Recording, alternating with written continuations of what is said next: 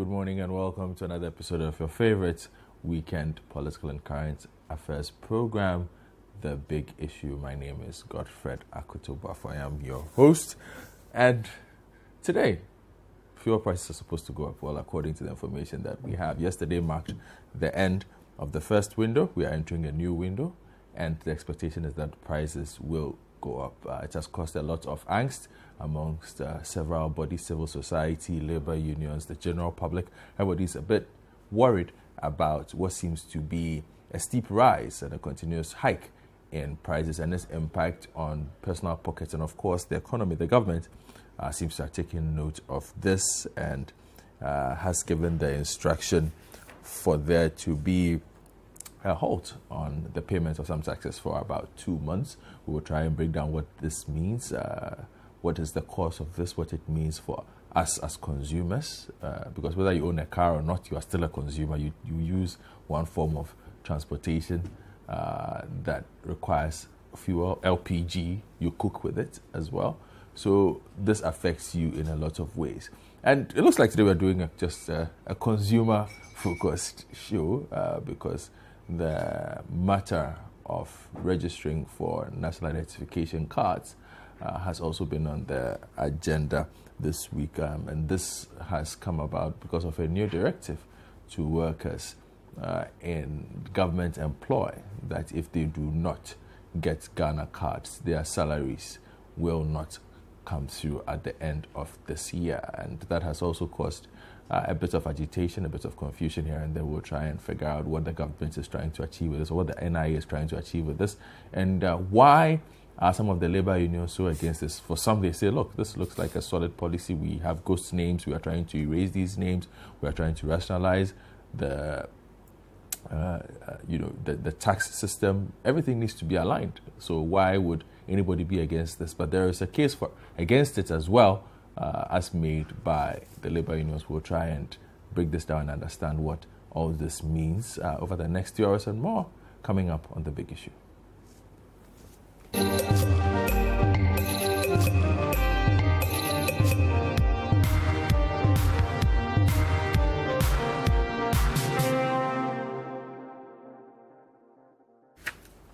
You're welcome back to The Big Issue. And as always, as you know, it's an interactive show.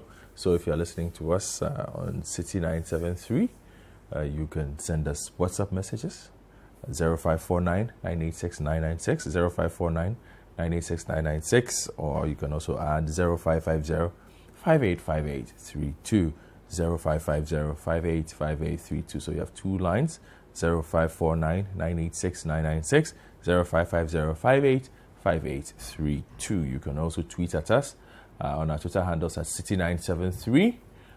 We will, using the hashtag The Big Issue. You can also tweet at us with a City TV handle, also on Twitter, hashtag The Big Issue. And you can also tweet at me at East Sportsman, Godfred Akuto-Bafo, with the same hashtag The Big Issue. We'll also be streaming live on Facebook on City973 and also at City TV Ghana. So you can leave your comments in the comment sections and we will get to it. And if you miss out, don't worry. Just go to our YouTube channel, CityTube, CITITUBE. Click on the subscribe button to subscribe. We urge you. And then you can play back every episode you've missed, including this particular one. So it's the full package. You don't miss out on anything. So let's begin the conversation from the fuel side of things. And there's a story in the Daily Graphic of today, which I will read before I go to my instance. It says the price of LPG to go up beginning Monday. Beginning Monday, the price of liquefied petroleum gas is expected to go up by about 40 pesos per kilo, according to the LPG Marketers Association. This will be the second time this year that the price of gas used in most homes will see a hike in price after it was first increased in May this year to some 18 pesos per kilo. This is irrespective of the announcement by the Ministry of Energy and the National Petroleum Authority that price stabilization and recovery levies would be taken off petroleum products for the next 2 months. The suspension of the PSRL will provide a 14 peso relief for LPG consumers. However, The Vice President of the LPG Marketers Association, Mr. Gabriel Kumi, in an interview in Accra said people should not be carried away by the intended suspension of the PSRL as it had no significant bearing on the cost of LPG. Quote, obviously any measure to cushion consumers in the form of price reduction is welcomed by our association. If you take a product such as LPG, for instance, yesterday, which was the beginning of the next window, the price of LPG was supposed to go up by 40 to 50 pesos to 30 pesos, he said. By 40 to 50 pesos per kilo. Now the price stabilization levy is about 14 pesos. So even if the government succeeded in implementing the price stabilization levy yesterday, what it means is that the price of LPG is going to go up by about 26 pesos to 30 pesos. So take note of this. We'll get back to it in the course of this conversation. But I will play two inserts to set the ball rolling, or to set the tone for this conversation. The first one is on the NPA, which is confident that fuel prices at the pumps will see a reduction of about 16 pesos from today, which marks the beginning of the second price window. So we'll listen to this report, and then when we come back, I will also talk to you again about LPG gas. And then the conversation will begin. Since the beginning of the year, fuel prices have experienced regular increases due to some factors including the upward price movement on the international market and the introduction of some taxes this year by government as part of its revenue mobilization agenda. For the first 10 months of the year, fuel prices have increased by about 40% from 4 cedis 67 pesos in January to 6 cedis 52 pesos in October. Also, prices of Brent crude oil started the year at about $40 a barrel, but currently a barrel goes for over $80. It has been projected to hit $90 per barrel by the end of the year, a development that would mean a further increase in prices at the pumps. As part of government intervention to mitigate the impact of rising prices of petroleum products on the world market on consumers, the National Petroleum Authority (NPA) has approved the removal of the price stabilization and recovery levies on petrol, diesel and LPG for 2 months. This comes after the President approved the removal of the 16 pesos per litre on petrol, 14 pesos per litre on diesel and 14 pesos per kilogram on LPG for 2 months. The price stabilization levy was first applied in December 2017 as a windfall tax. At the time, the decision was to cut down on the supposed excessive profits to be made by the oil marketing companies due to the continuous drop in oil prices on the global market. The National Petroleum Authority is confident fuel prices at the pumps will see a reduction of about 16 pesos from October 16, 2021, which marks the beginning of the second pricing window for fuel in Ghana. Mohammed Abdul Kudus, communications manager at the NPA, has been explaining what this means for consumers of petroleum products. So this particular announcement that has come, we are anticipating that by 15th of this month, Parliament would have done the needful and they would have communicated to us. So from the next window, that is from 16th of this month to the end of the month, they would have then factored in the price calculation so that the pump out there would affect that. So if the communication comes to us before 15th and we get it effected from the next window, that is from 16th, everybody who goes to the pump should expect a reduction in the cost of petrol, for example, that you buy per litre by 16 pesos. Okay. Meanwhile, the Chamber of Petroleum Consumers has downplayed the impact of the removal of the price stabilization and recovery levy from all petroleum products. According to the Executive Secretary of COPEC, Duncan Amwa, the move is worthless with the existence of other taxes on petroleum products. If you applied the price stabilization and recovery that the President has ascended to it being taken out for 2 months alone, prices would have come to about 6.38, 6.36. But unfortunately, the window that we're about ending has also seen prices go up again. So whilst you take out the 14, there could be another 16, 18, 20 coming up. That could wipe it out completely. And that's why we are calling for a more sustainable reduction. Some consumers of petroleum products have also been sharing the impact of the removal of the price stabilization and recovery levies on their lives with City Business News. This is not enough for us. It's what? I won't lie you. We go from 14 cities to right now to we pay 30 gallon. It's too much. The deduction of 16% or whatever, it's not going to help us at all. 16%, no, it's nothing at all. It's nothing. It's not going to help us, and it's not helping us too. Even though they've increased the petrol, but still they've diluted it, so the petrol is not helping us. If you work more, you use all the money for petrol again. Meanwhile, City Business News sources at the Ministry of Energy indicates that the waiver will not take effect immediately, as the Finance Ministry is yet to complete its tabulations and forward it to Parliament for approval. Prices of liquefied petroleum gas over the months has seen significant increment following hike in world market price of crude oil, the cedi-dollar exchange rate, taxes and levies, and some margins including petroleum service providers margin. A 14.5 kilogram cylinder of LPG in January jumped from 85 Ghana cedis 84 pesos to 92 Ghana cedis 75 pesos in March 2021. The pricing adjustment became dire in the month of September, which recorded an astronomical increase in the price of LPG for 3 consecutive times. For instance, the price for a 25 kilogram cylinder of LPG shot up from 148 Ghana cedis in January to 188 Ghana cedis in September. In that same month, the price for the same kilogram of LPG grew from 192 Ghana cedis 5 pesos, showing a significant increase in the product. Currently, a 25 kilogram of LPG is pegged at 197 Ghana cedis 75 pesos. The situation will get worse beginning Friday, October 15, following a notice from the LPG Marketers Association to increase the price of the product by 40 pesos.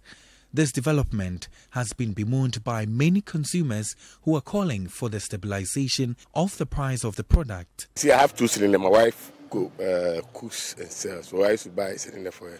But almost every 2 weeks, when I come, there's a change of price, more than 20 cedis.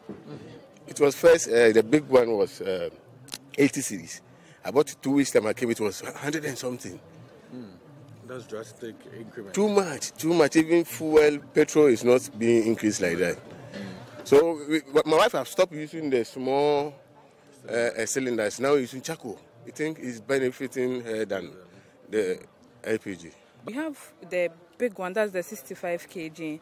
I remember as at last month, we bought it at, I think, almost 350 or, 350, 360. And here today we came here and they said it's almost 500. I thought if it had gone up, it would go up like 400. But when we came, it's 500. And it doesn't take long. It's supposed to take at least 2 months, but less than a month, they tell us that the gas is finished and we have to go and fill it again to run the business. And it's really, really worrying us, yes. At the time of filing this report at about 11 a.m., a driver of this mini truck worryingly had come to refill his tank for the second time at an increased rate. He says the continuous hike in prices of the fuel has taken a toll on his finances. At the end of the day, what you get, it is more, and what the fuel station gets is more than what you get. That means we are working for the fuel filling stations because we are dying. We are dying. All these things, you go and come, before you know, before you get to the house, empty pocket. Meanwhile, President of the LPG Marketers Association has downplayed the NPA's 2-month scrapping of the price stabilization and recovery levies. According to him, a permanent and sustainable plan should be put in place to cut down costs of LPG on customers. A move by government to ensure that at least the price comes down by removing or, if you like, suspending this price stabilization levy. Our only difficulty is that we would have called for a more permanent approach because the communication that came says it's a suspension from 2 months. So the question is, after 2 months, what next? Are we going to do further suspension or we are going to go back and that will even hit the consumer the more. So you heard that report. I'm going to play another one, but this time it has to do with marketers, because we've heard from consumers now. So the marketers of liquefied petroleum gas, now they are calling for the permanent removal of the price stabilization and recovery levies from the ex-pump price of LPG. According to the association, the high cost of LPG continues to hinder the adoption of the product as a more healthy energy source for domestic activities. And this comes again on the back of the removal of the PRSL on petrol, diesel, and LPG for 2 months. So we've heard from the consumers. Let's hear from the marketers. Once we are done with that, we'll come back in studio and begin the analysis. The National Petroleum Authority (NPA) on October 11, 2021 approved the removal of the Price Stabilization and Recovery Levies (PRSL) on petrol, diesel and LPG for 2 months.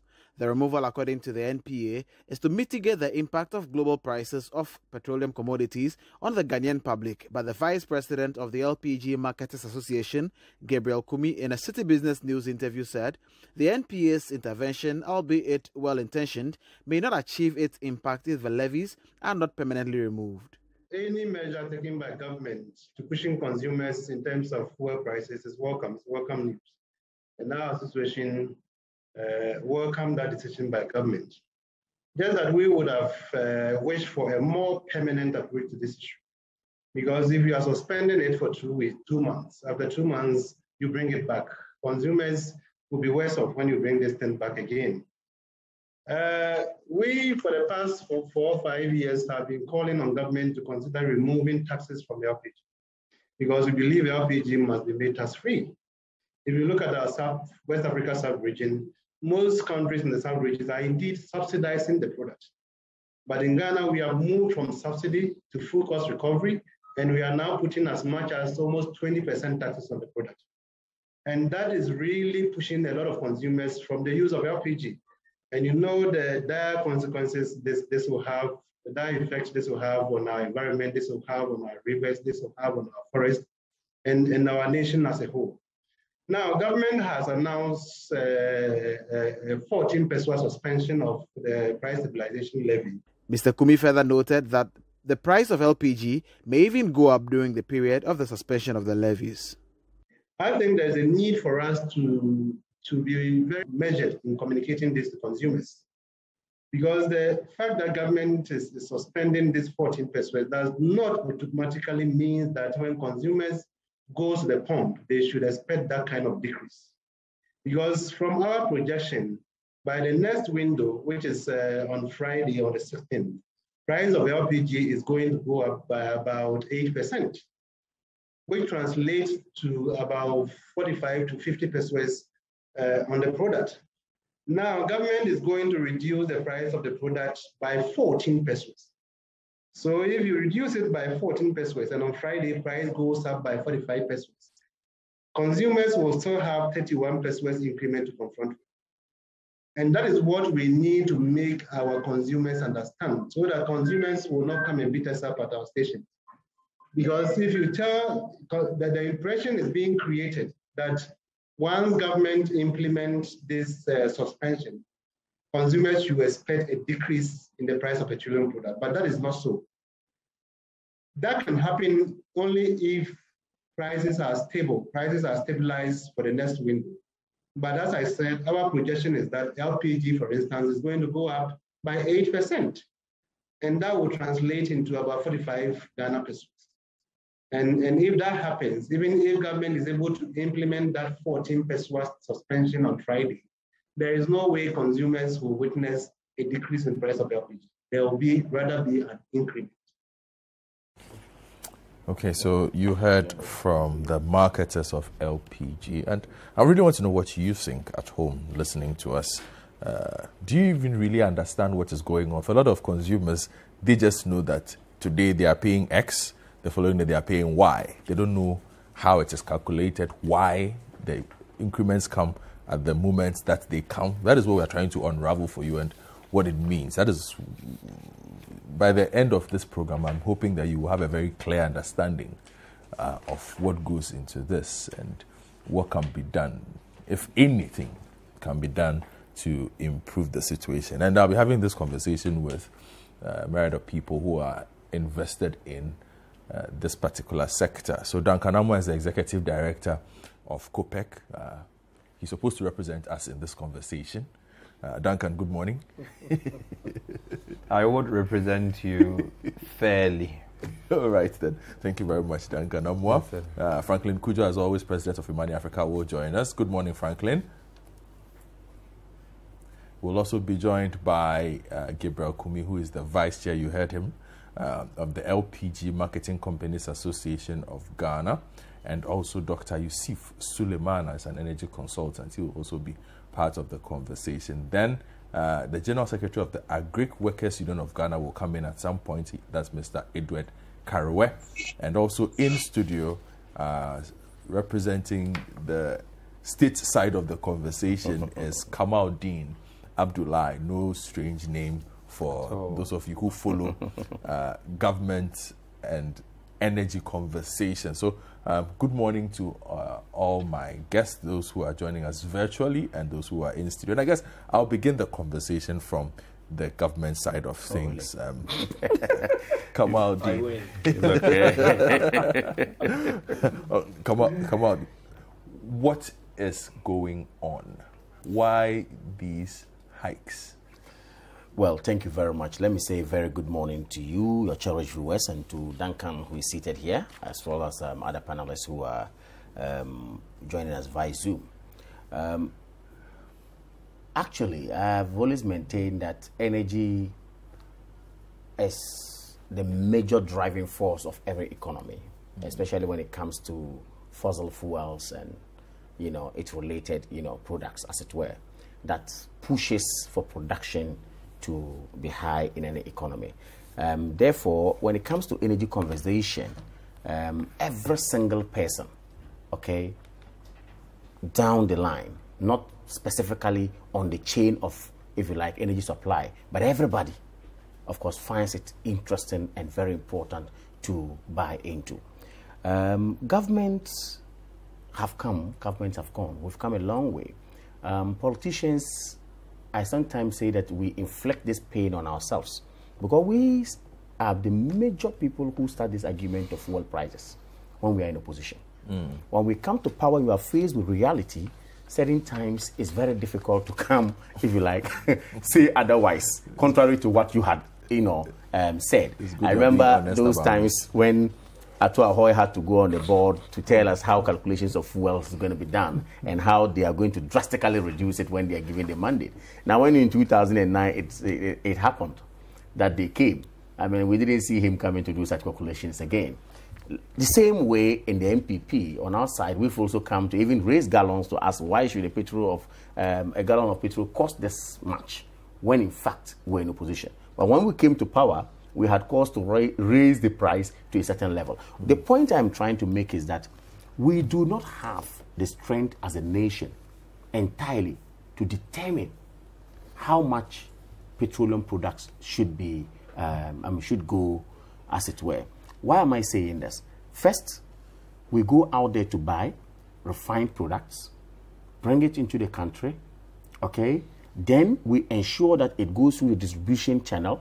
Okay, there's a chain. Then, of course, we ensure that the taxes or relevant taxes are instituted before it gets to the export price, where you and I will then have to go to the retailer to buy and then maybe use as final consumers. So it's kind of a chain that you cannot avoid. Now, we made this argument of government going to influence and blah, blah, blah, blah. Got to 2015 when we decided that no, there should be a deregulation measure put in place so the government will wash off their hands, not entirely, but somewhat, from the pricing of these products. That brought about 2015 under the NDC when the deregulation was instituted. Now, having instituted that, there's a price build-up, okay, that every single person ought to follow. I mean, the market players, the MPA, talk of BOSS, talk of TOR, and all those who have, and government itself, you have a price bill that you have agreed, and including the private, BDCs who import the product, as it were. Now, if we have got an understanding of how prices of petroleum products should go, and we've all agreed and then subscribed to it, that has brought us this far. But there are those who argue that yes, government, you have taken off your hands. The private investor who is a BDC, the private investor who is an OMC comes on board. However, there are certain strategic institutions of government that also statutorily have some charges on the same.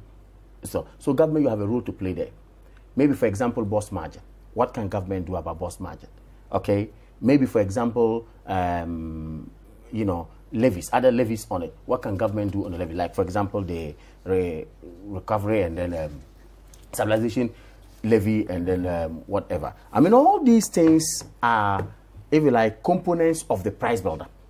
Now, the point I want to make is that if we have agreed to deregulation, we have agreed to this structure that we have to price our petroleum products. Let me ask this before you continue. Is that process that we have in place after 6 years of practice, does it look like it is the best? I have always also called for a review. Look at it. If we have instituted it since 2015, have we reviewed it? Have we gone to look at, certain capping measure if we can by the law? Basically the law that establishes how it goes. And if you say, for example, there's some exorbitant profit made by BDCs and maybe OMCs, is there a measure in the law that government can institute to say that, look, let's control it in a way so that at least we will not see them maybe taking so much advantage because it's deregulation and I decide my prices and I move on?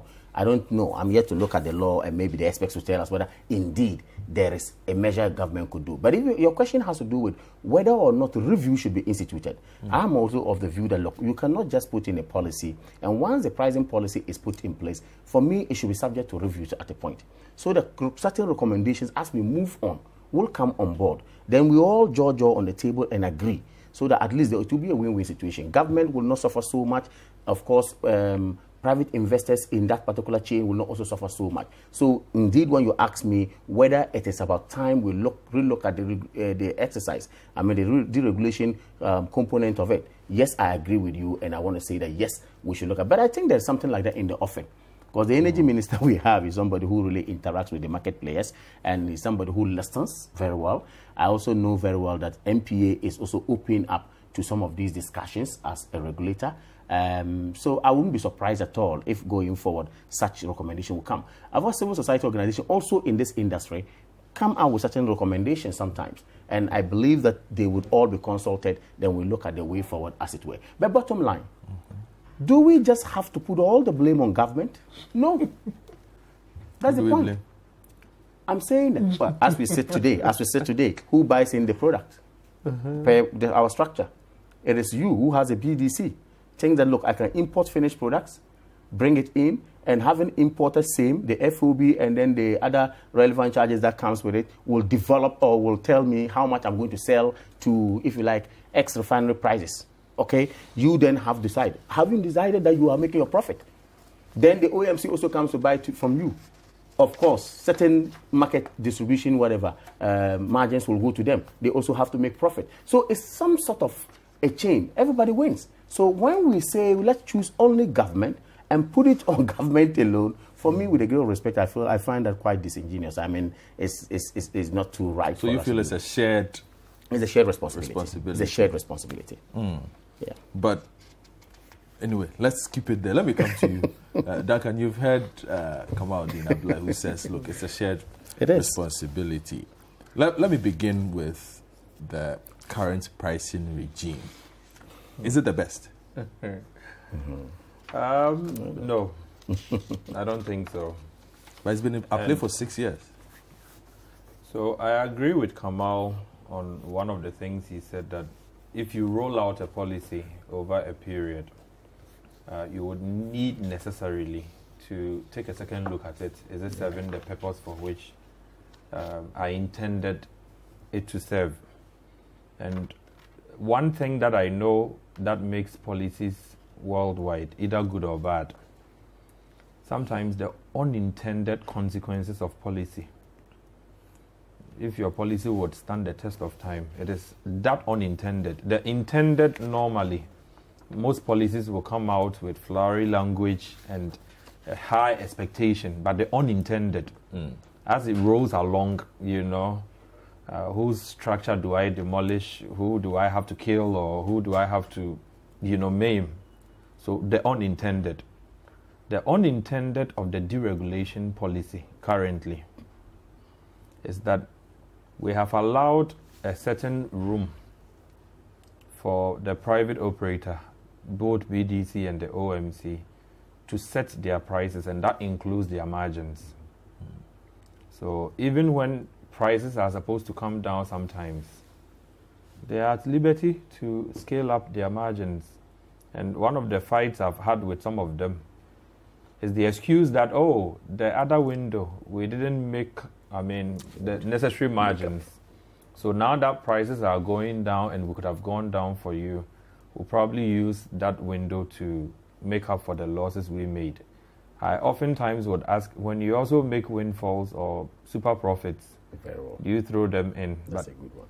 So the policy itself, on the bright side, it frees government from the kind of energy sector debts that accumulated over the years till 2015. The downside, however, is that you can't control prices at this point, and it's becoming an albatross on our necks as a people. Absolutely. I'll be happy we get to have a very honest conversation like he began. Yeah. When you are in power and people cry for fuel prices, sometimes you think that they are noise makers. You think that these are agitants who have nothing to do. Until sometimes the privileges of power, escape you. Where now the V8 no longer sits comfortably in your garage and gets fueled at will. And now you need to go out there and also take out money and pay. Probably your spouse is also not paying for fuel because there's power.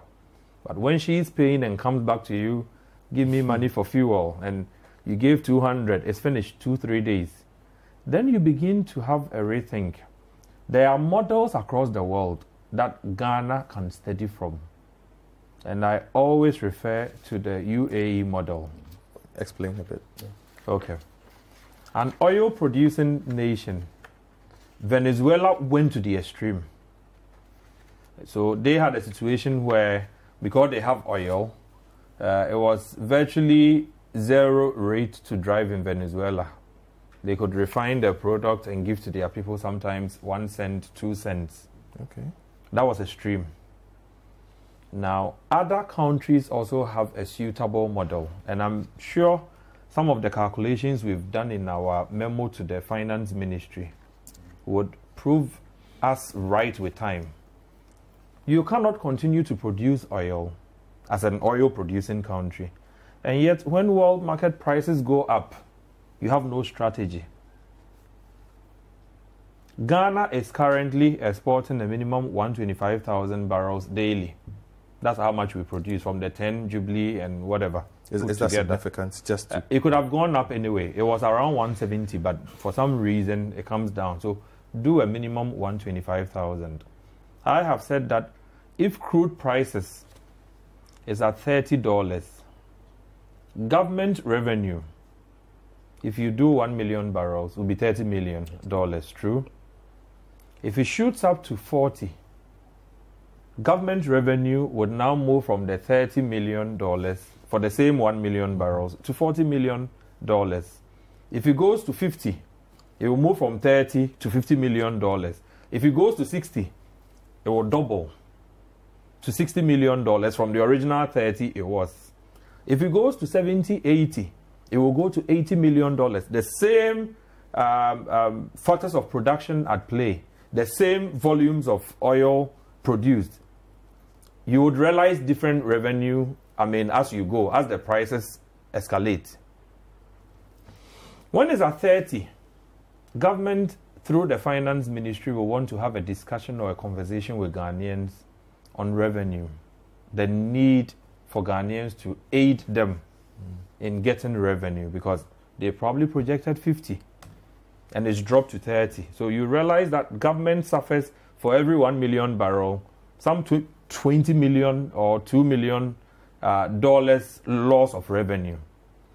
Some of it has resulted in taxes at the local pumps in times when crude prices have been lower.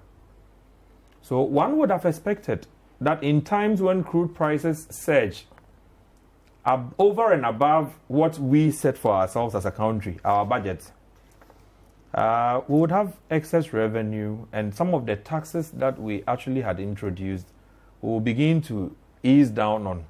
We had proposed in the past what we call the dual pricing policy or formula, which says that when crude prices are low, it invariably would affect finished products, because crude is the base product that you would need to refine to get petrol and diesel. So sometimes it will take a 2-week lag, but it would invariably reflect how much you pay for petrol.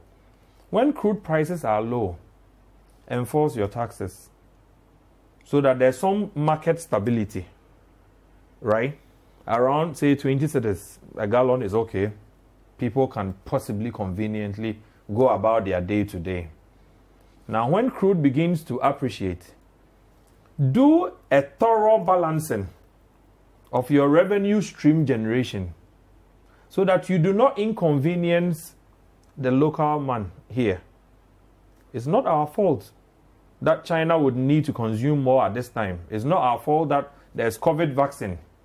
And so economies that were shut down as a result of COVID are now, expanding, and they will demand more. Absolutely. It's not our fault. Government of Ghana has no control whatsoever over the crude price markets, international market price, for both crude and the finished product, petrol, diesel. We don't have any control. In fact, we cannot have control because we are a minor player. We do not have absolute control over the cedi-dollar exchange. Mm-hmm. It's a function of your trade volumes. If you are importing more, right, you need to pay the supplier more dollar. So dollar will go. It's a function of your economic whatever structure. So your cedi, at a point, like it or not, it will depreciate. Now, when world market prices go up, government of Ghana has no control. But government of Ghana has a certain benefit to derive, like I indicated earlier. If it's at 30 times 1 million, $30 million. If it goes to 60, you double the revenue. Yet, oftentimes when prices have gone up, under President Kufuor's era, we were probably not producing oil at the time. So Ghana could be hardest hit. You were just taking products from outside. So that was, one of. But in current circumstances where you are also throwing out over 100,000 barrels daily, international market prices going up is even positive for the Ghanaian economy. Just like the Saudi economy. Those oil-dependent economies. OPEC now is holding back production cuts, because they simply wouldn't want to flood the market so that crude becomes so cheap, like we saw last year, somewhere June, when they tumbled to negatives because the U.S. Energy Agency had done over inventories. So anytime you are bringing crude, those who had ordered for crude will now have to pay you top dollar to return it. So he went to negative. Now, you are in a certain situation where anytime crude prices go up, your economy benefits. The revenue basket for government benefits. Yet, anytime we have a conversation about easing on taxes, the first and biggest defense is that government needs the revenue. Chief, I would want us to be honest to ourselves.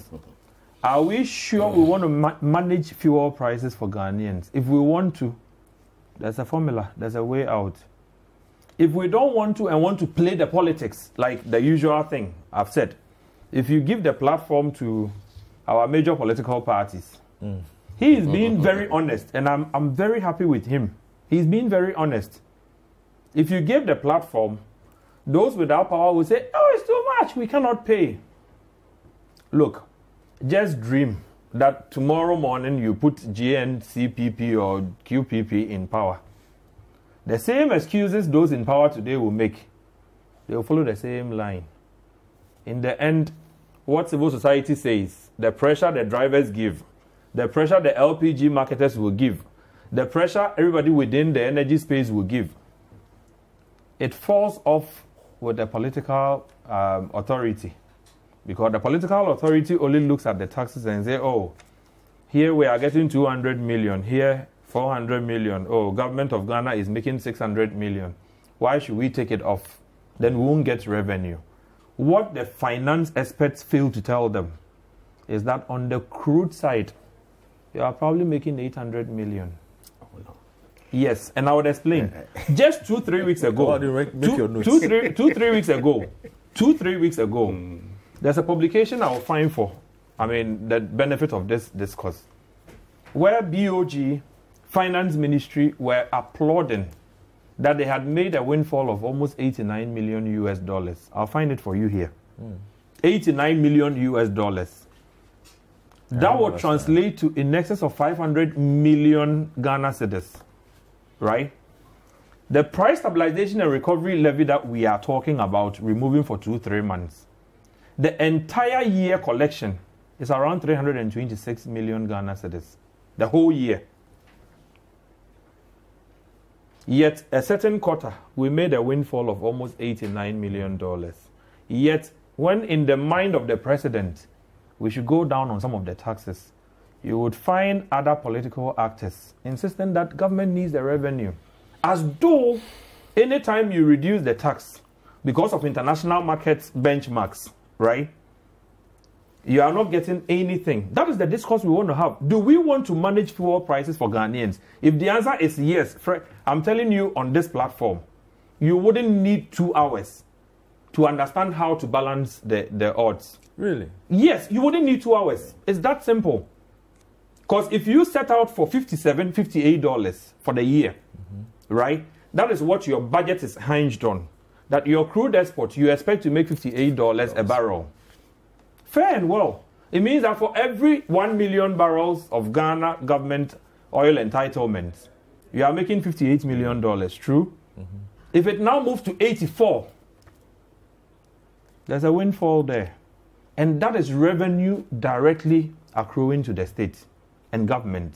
So when we ask that you should reduce some of the taxes, we don't say that ignorantly, like others sometimes want to make believe that we don't know what we are talking about and that government needs the money. I heard the Honorable Kogu Kwarteng on a platform insisting that even the president's removal of the stabilization and recovery levy is going to lead to Ghanaians having to pay for it another time. Let me remind him.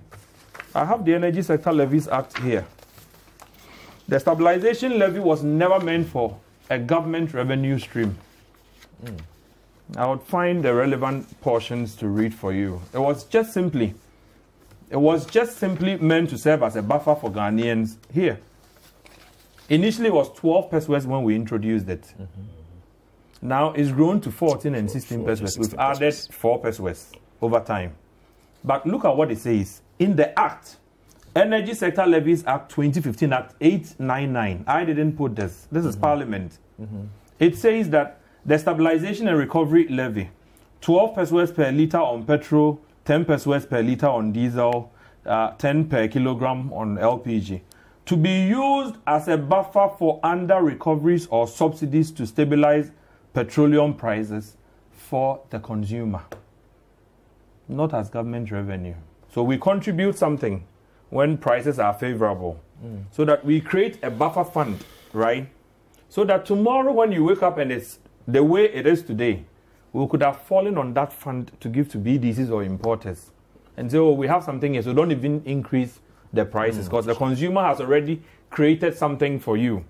Unfortunately, the Honorable Kogu Kwarteng is suggesting that what the president is even taking out would have to be paid for another day. That is miseducation, and I know he knows very well that cannot be true. So that is where the call from your other colleague in this space, LPG. ASEP, for instance, are saying that there's a 948 million Ghana cedi amount somewhere that should be used to cushion the consumers in this particular scenario and not what we are getting. Exactly. So that would be the rational thing to do. So if that fund, what we have collected, is really being used for what we said we want to use it for, as we have told Parliament, let's grant it. The excuse in recent times has been that we're using some to finance premix. No problem. How much of the 14 pesos do you use in financing premix? Is it 5 pesos? Is it even 10 pesos? If it's 10 pesos, how much remains on the 14, 16? How much is in the fund? How much can we use to mitigate the hardship that you and I are expecting to hit our homes today, tomorrow? I'm quite certain that the finance minister should not go to sleep and pretend not to know. In the past, we would have piled all the pressure on the energy minister. He doesn't collect taxes. He doesn't impose taxes. The very recent taxes that was imposed on Ghanaians, the finance minister, if you recall, we've added another energy sector levy. Meanwhile, there's already on your price build-up the energy debt recovery levy of 49 pesos. Yet recently we added another levy of 20 pesos. Look, I'll go back to the act. When we were imposing the energy sector debt levy, the argument we made, I'll look for that for you in a minute. The argument we made to Parliament was that we'll use them to offset the debt in the energy sector, and part of the proceeds would now be used to finance energy infrastructure, right? Today, we've increased the energy debt recovery levy from 41 pesos originally to 49. So it's grown by 8 pesos per litre. That didn't suffice. We've come to add another 20 pesos per litre for energy sector levy. These are some of the taxes that we think the finance ministry could look at this point. Hold on for me, Duncan. This is your round one. Let me talk to Dr. Yusuf Sulemana, energy consultant on this matter. Dr. Sulemana, good morning. Good morning to you, my good friend, and good morning to your cherished viewers and my great guys in the studio there. Yes, I'm sure you've been following the analysis from Kamaldeen Abdullah and then right now Duncan wrapping up. Yeah. There are those who have said, and for the markets who have said, let's even remove permanently the price stabilization and recovery levies, for instance, from the ex-pump price when we come to LPG and whatnot. That also, and then aligned with the recent decision by the government, which is supposed to start today,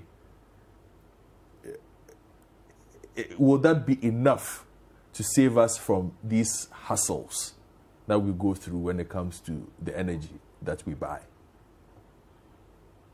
Yeah, thank you very much. I think that will not be enough, to save us from these frequent situations of price hikes that we are confronted with. And I think Duncan made very important points. And my good brother also, he tried to explain to us, which is very, very much understandable, looking at this position. But what I want to say is that we need to look for sustainable solution, long-term solution. I'm going to take it off from where Duncan ended.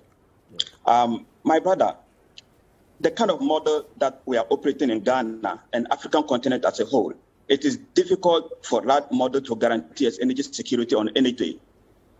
What is the model?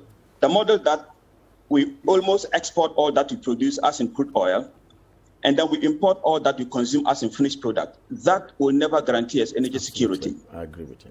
The model that we disengage our upstream completely from our downstream, as if they are independent entities, that model will never guarantee us energy security.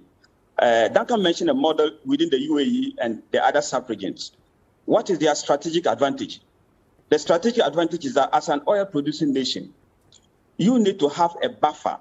And one of the most credible buffer in every oil-producing nation is a local and a massive storage capability. We have these ones, but they are nowhere to be found. And so that is why, as a matter of fact, we cry when oil prices go within the bullish trend that is on the upward trajectory. And we equally cry when oil prices goes within the downward trajectory. That is, when they go bearish. That is when they become very low. Now, Dr. Sulemana, just a quick clarification. What do you mean by we have them, but they are nowhere to be found? He's talking about Thor. Yeah. He's talking about Thor. I mean, exactly. He's talking about Thor. Allow him to elaborate. I want him to be clear. Yeah, they are nowhere to be found because, unfortunately, the purpose that we set them to do, they are not doing that purpose. Thermal oil refinery has been inactive for the past decade on record. That is so unfortunate. And yet we import everything that we consume as a nation. Now, what that does is that what that will mean is that, see, we don't have an energy security buffer as a nation. So all that is happening, the conundrum that is ongoing, that we are running here and there, it is just within our own self. We are doing that to ourselves because we absolutely have no control, like my good brother mentioned, over what is happening. What is happening now? There are three things that goes into there are three things that go into the price build-up, as we all know, categorically. We have the taxes as a whole, then we have the exchange rate, as Duncan mentioned, and then the third one is the global oil prices. Now, among them all, the wild card here is the global oil prices, which we have absolutely no control over. And as we speak now, we're going to have many more upward trajectory. And so going forward, the step that the government is taking, I think it's a welcoming one. Every liter counts, as I always say, and every single peso counts. And I welcome it. And I think that's the beginning of, listening to what has been the cry of many Ghanaians. Because, see, if you look at after the deregulation, three things happened. Three players within the deregulation framework, it benefited the government of Ghana, consumers, and then the PSPs. Right. Now, government of Ghana needn't do any subsidy at the end of the day. PSPs at the end of the day could also, in a way, do full cost recovery. And then consumer at the end of the day also, what happened? There was tough competition, and then prices came down. And actually, if you look at 2015, 1 year down the line, prices actually came down. But what happened? We came with so much taxes within the system. So as we speak, I think the PSPs are also very tight, and I can understand them. Because whatever they have, the only single thing they have within their control is their margins and then their premium. And so this reduction we are seeing, I predicted that it might not be felt immediately. Why? Because the consumer is going to compete with the same space with the PSPs. And so don't be surprised that in the coming days, this kind of window, the opportunity that is going to be open, the PSPs will also like to hike up their margins because they think that is a windfall. That is going to be a difficult thing, I think, for NPA and then the petroleum service product, because we are saying that we are deregulated. So we don't have any chance to tell anybody not to hike or not to increase their premium or their dealer's margin or whatever supply margin. Because at the end of the day, they will say that the market is regulated. When somebody increases, the consumer will not go to them. But we have forgotten that the three guys who are now the market champions, Shell, Total, and then Goil, they command the market and they charge the highest. Yeah. So at the end of the day, the consumer is boxed in. So we have to be very careful with the way we go about by saying that, there's going to be a windfall. At most, what is going to happen is that we're going to have probably a stabilization of the price without going up. But to have it coming down instantly is going to be very, very difficult. More work needed to be done. In other words, we may have to look at other taxes, maybe the SPT and other ones, to see how best we can drastically get that cascaded to the consumer. Other than that, the international dynamics that is currently existing, my brother, it is very difficult to see how this reduction is going to have direct impact on the consumer. Immediately, no, it's not going to have that much direct impact on the consumer. As long as the PSPs are also just waiting, to, in a way, benefit from this window, it's going to be very difficult. I want you to explain something quickly for me.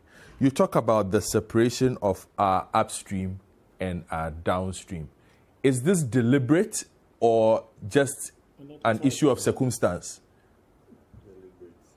Yeah, so probably I'll say both. And I'm saying it's both because strategically, Duncan mentioned at one point that, you see, when oil prices dipped, somewhere 2014, when we had price collapse, we quickly thought of the fact that there's a need to link the upstream and then the downstream. What did we do? We said, okay, we are losing revenue from the upstream. And for that matter, we needed to put taxes within the downstream to pushing for the upstream. That was an excellent move. So when it goes to the other way around, we should also remember that our downstream should be linked up to the upstream, so that the extra revenue that we're going to be able to make from the upstream, we should be able to cascade it to the downstream to cushion the consumer. And then at the end of the day, my brother, when you have an oil economy like ours and you disengage your downstream completely from your upstream, you're not going to have a strategic advantage on any day. And that's actually why we are struggling.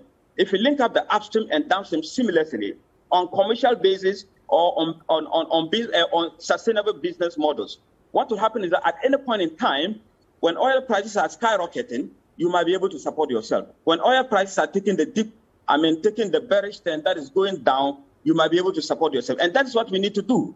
Let's come back and make sure that we should be able to link this upstream and then the downstream. So yet, it's not deliberate, and I think we know, because we did that before. That's how come SPT came into the scene. And so as much as we know that we have to link the two, let's keep on to that and link that seamlessly, because that is the only thing that can guarantee us the energy security. And then finally, I will mention that our upstream industry has developed to the extent that it controls about 7% of our GDP. That is so huge. And an upstream industry that is devoid of a vibrant local refinery is a hollow one. Absolutely. I agree with you. That is it. So let's get a vibrant local refinery. We are thinking about petroleum hub. Let's move forward to do that. If we do that, and we are not going to be highly dependent on 100% importation, I think it will help us a lot, and it will also help to stabilize the local currency. All right, then. Thank you very much, Dr. Asif Suleiman. I'll come back to you in the second round of this, because I'm going to add the LPG side of things, because there is a prediction that by December we could be buying gas at 10 Ghana cedis per kilo. I've been buying gas and I've been suffering. In fact, this morning I have suffered before getting to the office trying to purchase gas, and the price increases are a bit strange, and it seems sometimes it's almost weekly or monthly on these things. It gets a bit confusing, but I hope you're following the conversation. Send your messages 0549 986 996 0550585883. You're listening to The Big Issue on City 973, also on City TV Ghana, also streaming on our Facebook pages. Duncan Amwa is here, Executive Director of COPEC. Kamaldeen Abdullah is speaking for the state. In this matter, you've heard from Dr. Asif Suleiman, who's an energy consultant. You will also hear from Edward Karewe, who's the General Secretary at Greek Workers Union of Ghana, and also from Gabriel Kumi, who is Vice Chair, LPG Marketing Companies Association of Ghana. We'll take a quick break. We'll be right back.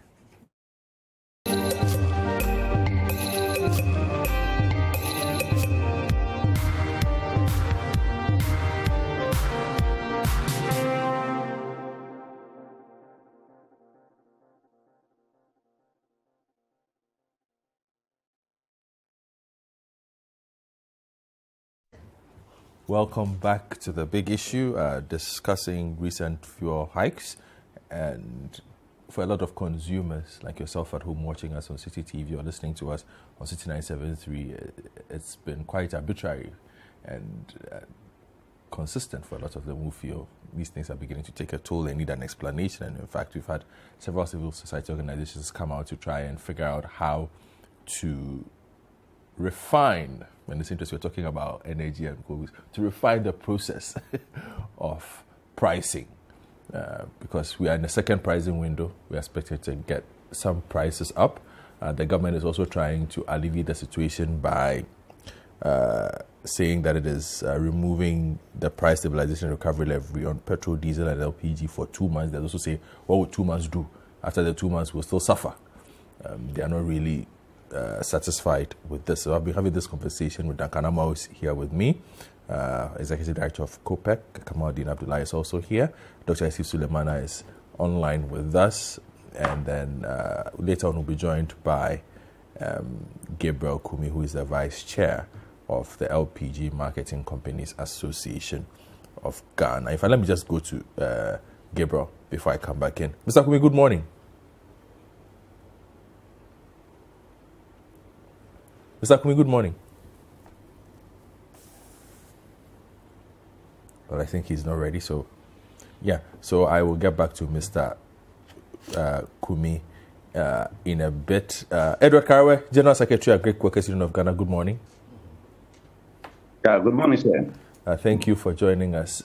How does this affect you? Because we've heard from a lot of associations this week, and boom, Greek Workers Union also come out and say fuel price hikes, this is going to affect us.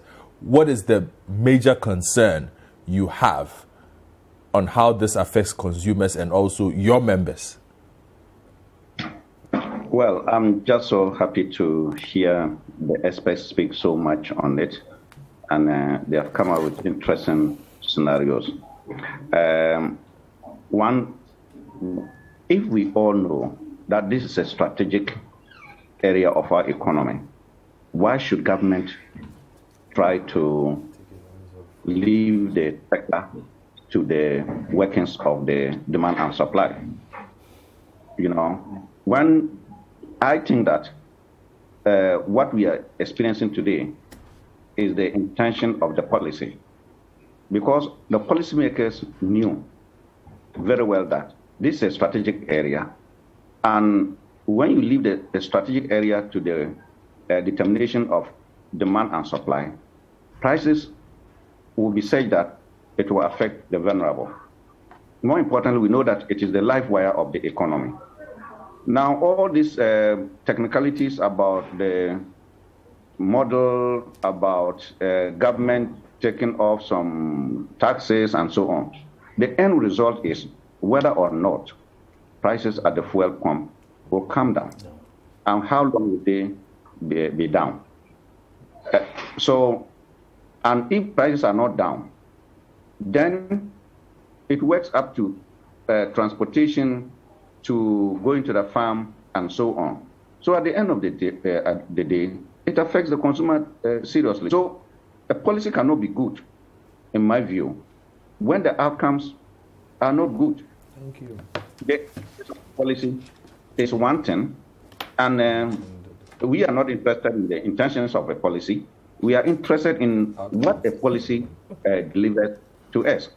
And it is going to add up to our situation today, because when fuel prices go up, transportation will go up, food prices will go up, and cost of living will go up, and Ghanaians will be worse off than before. I'm just so surprised that an important sector like this will be subjected to the mechanics of demand and supply. I don't see where consumers gain. When you talk about it saying that when prices go down, those who distribute fuel will bring the price down, and then when prices go, it will go up. How many times? Most of the time, it is when prices go up that very few times that prices at the fuel pumps have come down. And when they even come down, they don't stay there for long. And what the percentage, the margin that comes down is very small as compared to what has been going up. So certainly, this particular model has disadvantaged the vulnerable. It has disadvantaged farmers. It has disadvantaged consumers.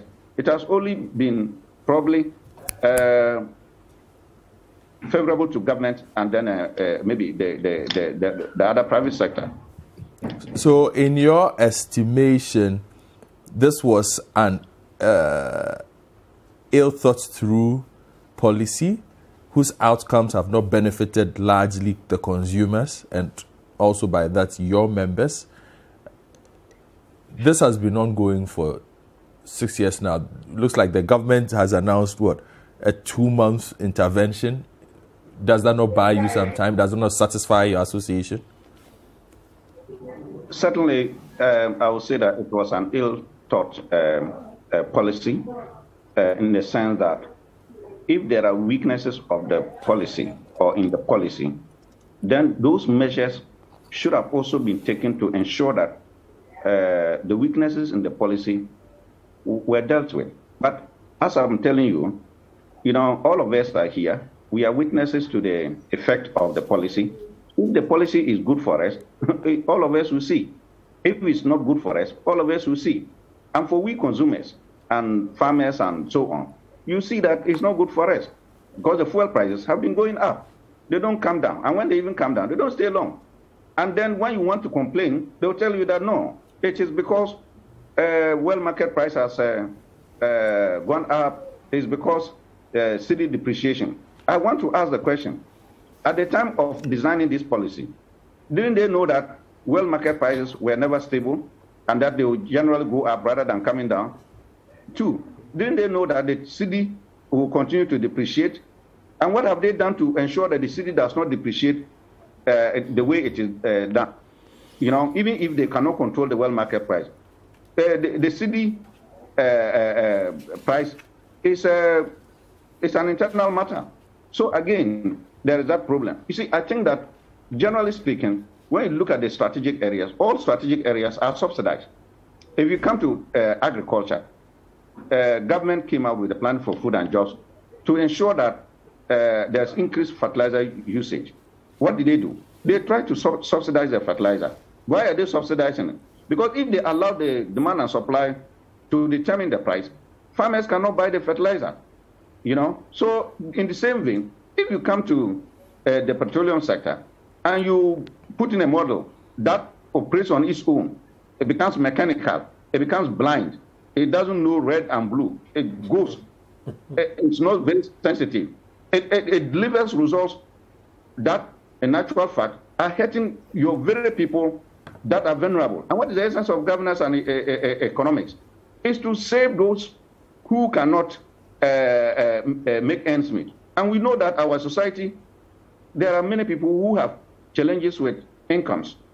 So if it is that this is a method applied in the developed countries where everybody can buy it, so be it, but not in our environment. So I think that the policy was ill thought. The measures that were supposed to be taken to ensure that the weaknesses of the policy do not deliver negatives on its people were not put in place. Even if they were put in place, they were never implemented. They were never adhered to. But as I'm saying, sometimes too much analysis, talk, where does it take us to? The point is that today, fuel prices are continuing to go up. What government has done is just a token. And I don't know how long this token will last. Again, because if world market prices go up, the mere fact that government has removed some taxes on it, will it stop the model from pushing up the price? I think no. So it's a stopgap measure, but it's highly unsustainable. It's also not significant. It's not going to deliver much to us. And you can expect that all this will be pushed on prices of goods and services. Thank you very much, Mr. Edward Kariwe. So, Kamaldeen, Mr. Kariwe is speaking for us as well. Yeah. He says we are going to be punished for this. But I guess in coming to you, the question I have is, listening to everybody, we have a situation where the state controls very little, but collects a lot. We have a finance ministry that seems to have a taste for taxes, and monies that accrue from these taxes, some of which by law are supposed to be used for supporting the consumers, do not seem to be allocated for those things. We have, listening to Dr. Yusuf Suleimana, an upstream that is separate from the downstream. It should be linked. Listening to everybody, we do not seem to have an energy sector that makes sense. Oh, no. Well, thank you very much. But let me first of all continue by... Are you done with your question? It doesn't make sense. I'm sure he's done. I mean, I don't know whether it's a comment or the question, actually. But you ended on a note of you issuing a comment, but not actually asking a question. Yeah, but it's okay. Let me. You see, first of all, we have a budget in place, waiting to have the next budget, inshallah, maybe somewhere in November, that we all should know. Yeah. Which budget did not anticipate the increment of fuel to this level. Well, we budgeted for we had a budget that looked at 54 point something dollars. 57, okay, barrel. Today, as we speak, crude oil has risen to over $80 as we speak. Now, Duncan makes the argument that, look, there's a situation where we are also producers of crude oil. Therefore, even if it goes up, we are making. Then the excess that we make, that money should be channeled into cushioning the down sector, the downstream, so that at the end of the day, we will have some balance. I agree with him entirely. Maybe that is why he called for a roundtable discussion. And I'm happy about it. You see, if he expects like Dr. Suleimana, like Duncan, and some other people, we all sit on a round table with the finance ministry, with the energy ministry. Duncan has done a good job. I've seen a memorandum that they've written and pushed to Minister of Finance to see if they could inculcate that those suggestions into the budget that is coming up. It's not a bad one at all, except that to say that I disagree with certain components or parts of his. Which is a question I was going to ask. Do they listen? You're asking for a see, the point I want to make, I am happy we've all agreed that government has very little to do when it comes to pricing of petroleum products. The very little to do is what? We have established a structure for ourselves, which structure is supposed to be regulated and monitored by the MPA, where other players are on board, which we have made the point sufficiently clear earlier on. However, the little government can do is to say maybe certain taxes like Duncan has suggested, like Dr. Suleiman has suggested, be relooked at, and maybe tax cuts be instituted. This argument of tax cuts, for me, I am for it, honestly. Certain times, yes, you would say that, look, if we have A or B or C taxes that comes up, and maybe there's a commonality in terms of usage of same, then why then do we, or why wouldn't we go out there to relook at it and say, okay, there should be some reduction, as it were, or one of the component be taken out, which I believe is in that line that government has talked today to say that, look, this intervention must come. Except to add that some people think that, look, 2 months, like is it Dr. Gabriel, the General Secretary? Dr. Karwe. Karwe says that, look, 2 months is too short a time. Again, he thinks the figure is insignificant. I want to disagree with him. Look, when you put together the 15 pesos that is going to be taken out, 14 and 16 that was going to be taken out. We have petrol and diesel, and even LPG is also taken out, but 14 is also out. Now, when you put all together, for the 2 months alone, government actually is going to lose to 100 million Ghana cedis. That money is not for government. No, I'm saying, no, of course. That is where your argument is. Over 100 million Ghana cedis that actually is going. But he makes the argument that no, it's the consumer's money. It's is he wrong? That is what you want to collect. Is he wrong? You see, this is our money. It is not your money for government. It's money meant to I am again saying that. I'm still on my point. I'm saying that when you put all this together, for the 2 months, and I'm sure that government anticipated the hardship that people may think that they are going to go through during the Yuletide or something like that. Maybe that's why we say that from November running to December, should Parliament come back on the 26th of October, Parliament should look at it, and then we see how this particular levy can be scrapped or can be taken away in the tentative. Point I want to make is that yes, government has shown the way a little, but of course, we should also know that the monies that government make from these taxes, okay, many a times goes into other development projects. Duncan specifically said that, look, not just creating a buffer or not just help ensuring that this money goes in times of hardship to see how we can cushion our plight, but also to provide infrastructure in the energy sector. Have we asked ourselves, what infrastructural development has gone on at BOST, which is a strategic reserve institution for us? Have we asked ourselves how much has gone into TOR? Of course, I am a bit worried about TOR not being so much in operation, as it were. But have we asked ourselves, has there been some infrastructure there? Have we asked ourselves, what has MPA done? Now, all these margins that they get, all these taxes that we get, obviously, from the finance ministry, I think we'll be told that XYZ has been done with this. But you can still also make the argument that, yes, all the money is coming from us, but we think that this money also has a role to play, which has to do with, in times like this, find a way of channeling some of the money back to cushion our plight. That, like what he rightly said. But we shouldn't also forget that I may not sit here to say that XYZ has been done in terms of infrastructure and the cost of same is up to this. Then you ask yourself, the money that we got, has it been prudently used also in infrastructure? Of course, some information is lacking. But I want to make the point that it is not out of place for government to make the argument that, yes, if we talk of infrastructure, which is the path that the law says we should use, we have also channeled some monies out of it. Not too long ago, the energy minister came out to say that, look, they need to doom NCC. It calls for money. It's still ongoing.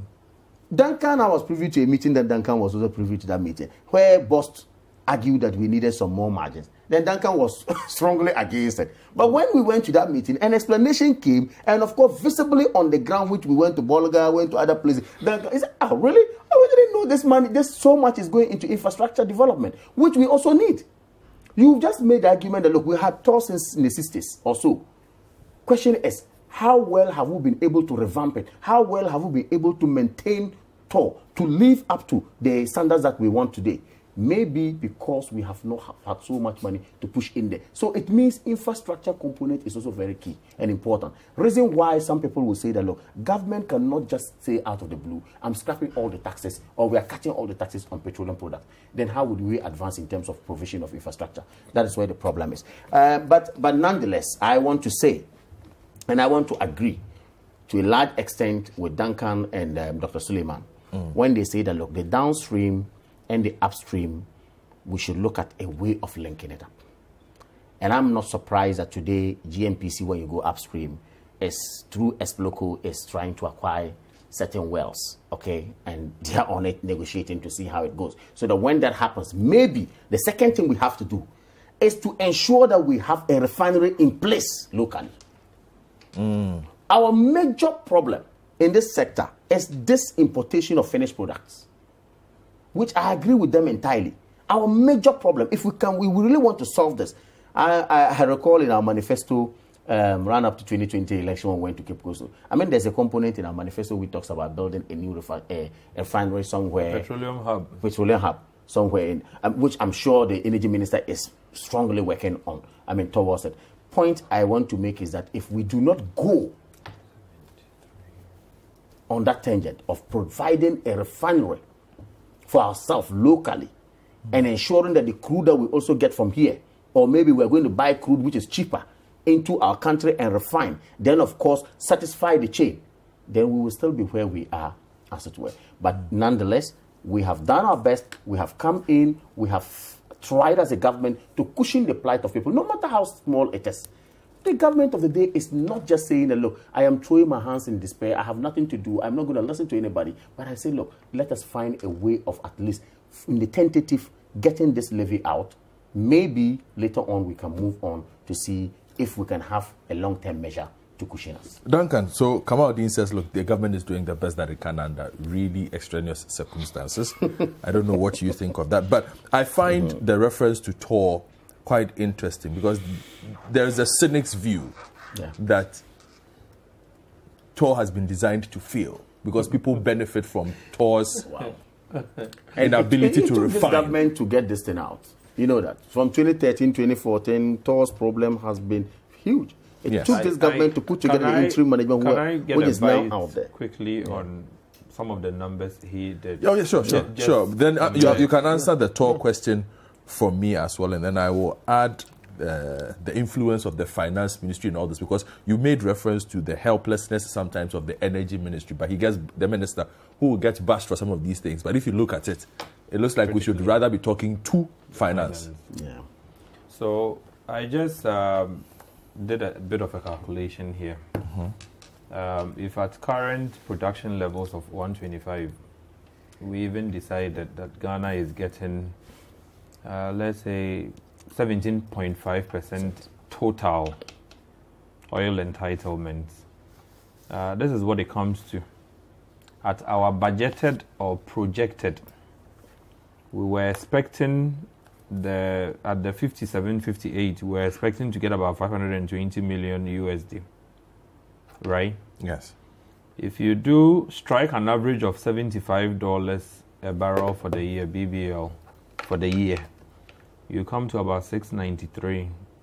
A difference of 173 million USD. The cedi conversion brings you to 1.57 billion. This is how much windfall we are discussing here. And this is exactly the reason we think that if you took out 400 million of this, you've done nothing. Because if OPEC Plus had not decided to do the sort of cuts they are probably embarking on, and crude was around 40, you will still make a revenue, but you wouldn't get what you're getting at 75, 80, 85. So these are just windfall figures. And we say that do not give everything to the Ghanaian public, right? But because petroleum product pricing has a certain direct impact on national economic life, sometimes we are better off losing 400 million Ghana cedis as a country than allowing the pressure within the economic system to build to a height where companies are now forced to lay off workers. I have said this elsewhere. If you do have a media house that has, say, 10 fleet of vehicles for reporters to go out there scouting for news, and you use 100 cedis a day for each, anytime fuel prices go up 10% cumulative, the 100 goes to 110. So together, the 10 vehicles now go to 1,100 instead of the 1,000 that you would have spent. Over time, if I'm an employer or an investor in here, I'll reduce the fleet of vehicles because my cost center will be piling up so huge. Revenues may not be coming in as fast. And that is exactly the challenge the Ghanaian worker faces, right? Initially, I used to probably fill my tank with 150 Ghana cedis for the week. Today, 220 cedis. A difference of 70. So every week, I need to find 70 Ghana cedis. If you put that together for a month, 280 Ghana cedis, almost 300 Ghana cedis. Yet incomes do not grow as much. I agree with Mr. Kairewe that for an essential commodity like petroleum products, you cannot completely detach government influence because the same government will come back at the end of the year to talk about inflation and pat itself at the back. We'll come back to talk about the macro and the macro economic indexes. Food cost, the food basket. Ghana Statistical Service will do their computation and tell you it's gone, inflation is gone up. Fuel prices is dragging all of us into an abyss. And yet we pretend not to know. I do not think for a second that even the finance minister himself, as of this morning, will tell you he is comfortable with where fuel prices are going. Nobody. Yet the political will to stand up to the government machinery and say, look, where we have gotten to, we need to make concessions, right? If we are gaining $1 billion and we throw in 400, we still gain 600 million anyway. But our people would at least not be as inconvenienced. So all the taxes that we are asking to be eased down on, there's a basis. And we say this on the back of the fact that don't ease down in perpetuity. It's not like go and scrap them forever. But look at the season. Between now and December, fuel prices won't decline. Because there's soon going to be winter season. Europe would need more for fuel, heating, right? Asia, the China, the India, and the other blocks are picking up. So they would need more fuel. Yet investments in hydrocarbons is also decelerating. Because at some point, 2030, Europe wants to move away from even fossil fuel. For renewable. For renewable. So whilst the supply side keeps taking a hit because OPEC is still holding tight to production numbers, the demand side is increasing. Prices would eventually rise. Your cedi, like it or not, within the last quarter will take a hit. Because that is the import season. A lot of importations will be done. Even firecrackers, we would import them. So it will take a hit. There's a ban on it. And so once those two elements are pointing to the red, if I could sit with either Mr. President or Finance Minister, all I would say is we beg. Just throw in something for the moment, right? And observe, so that if by January, February, the 84, 85 you are saying begins to decelerate to about 70, 60, we can look at the taxes again. Then you reinstitute.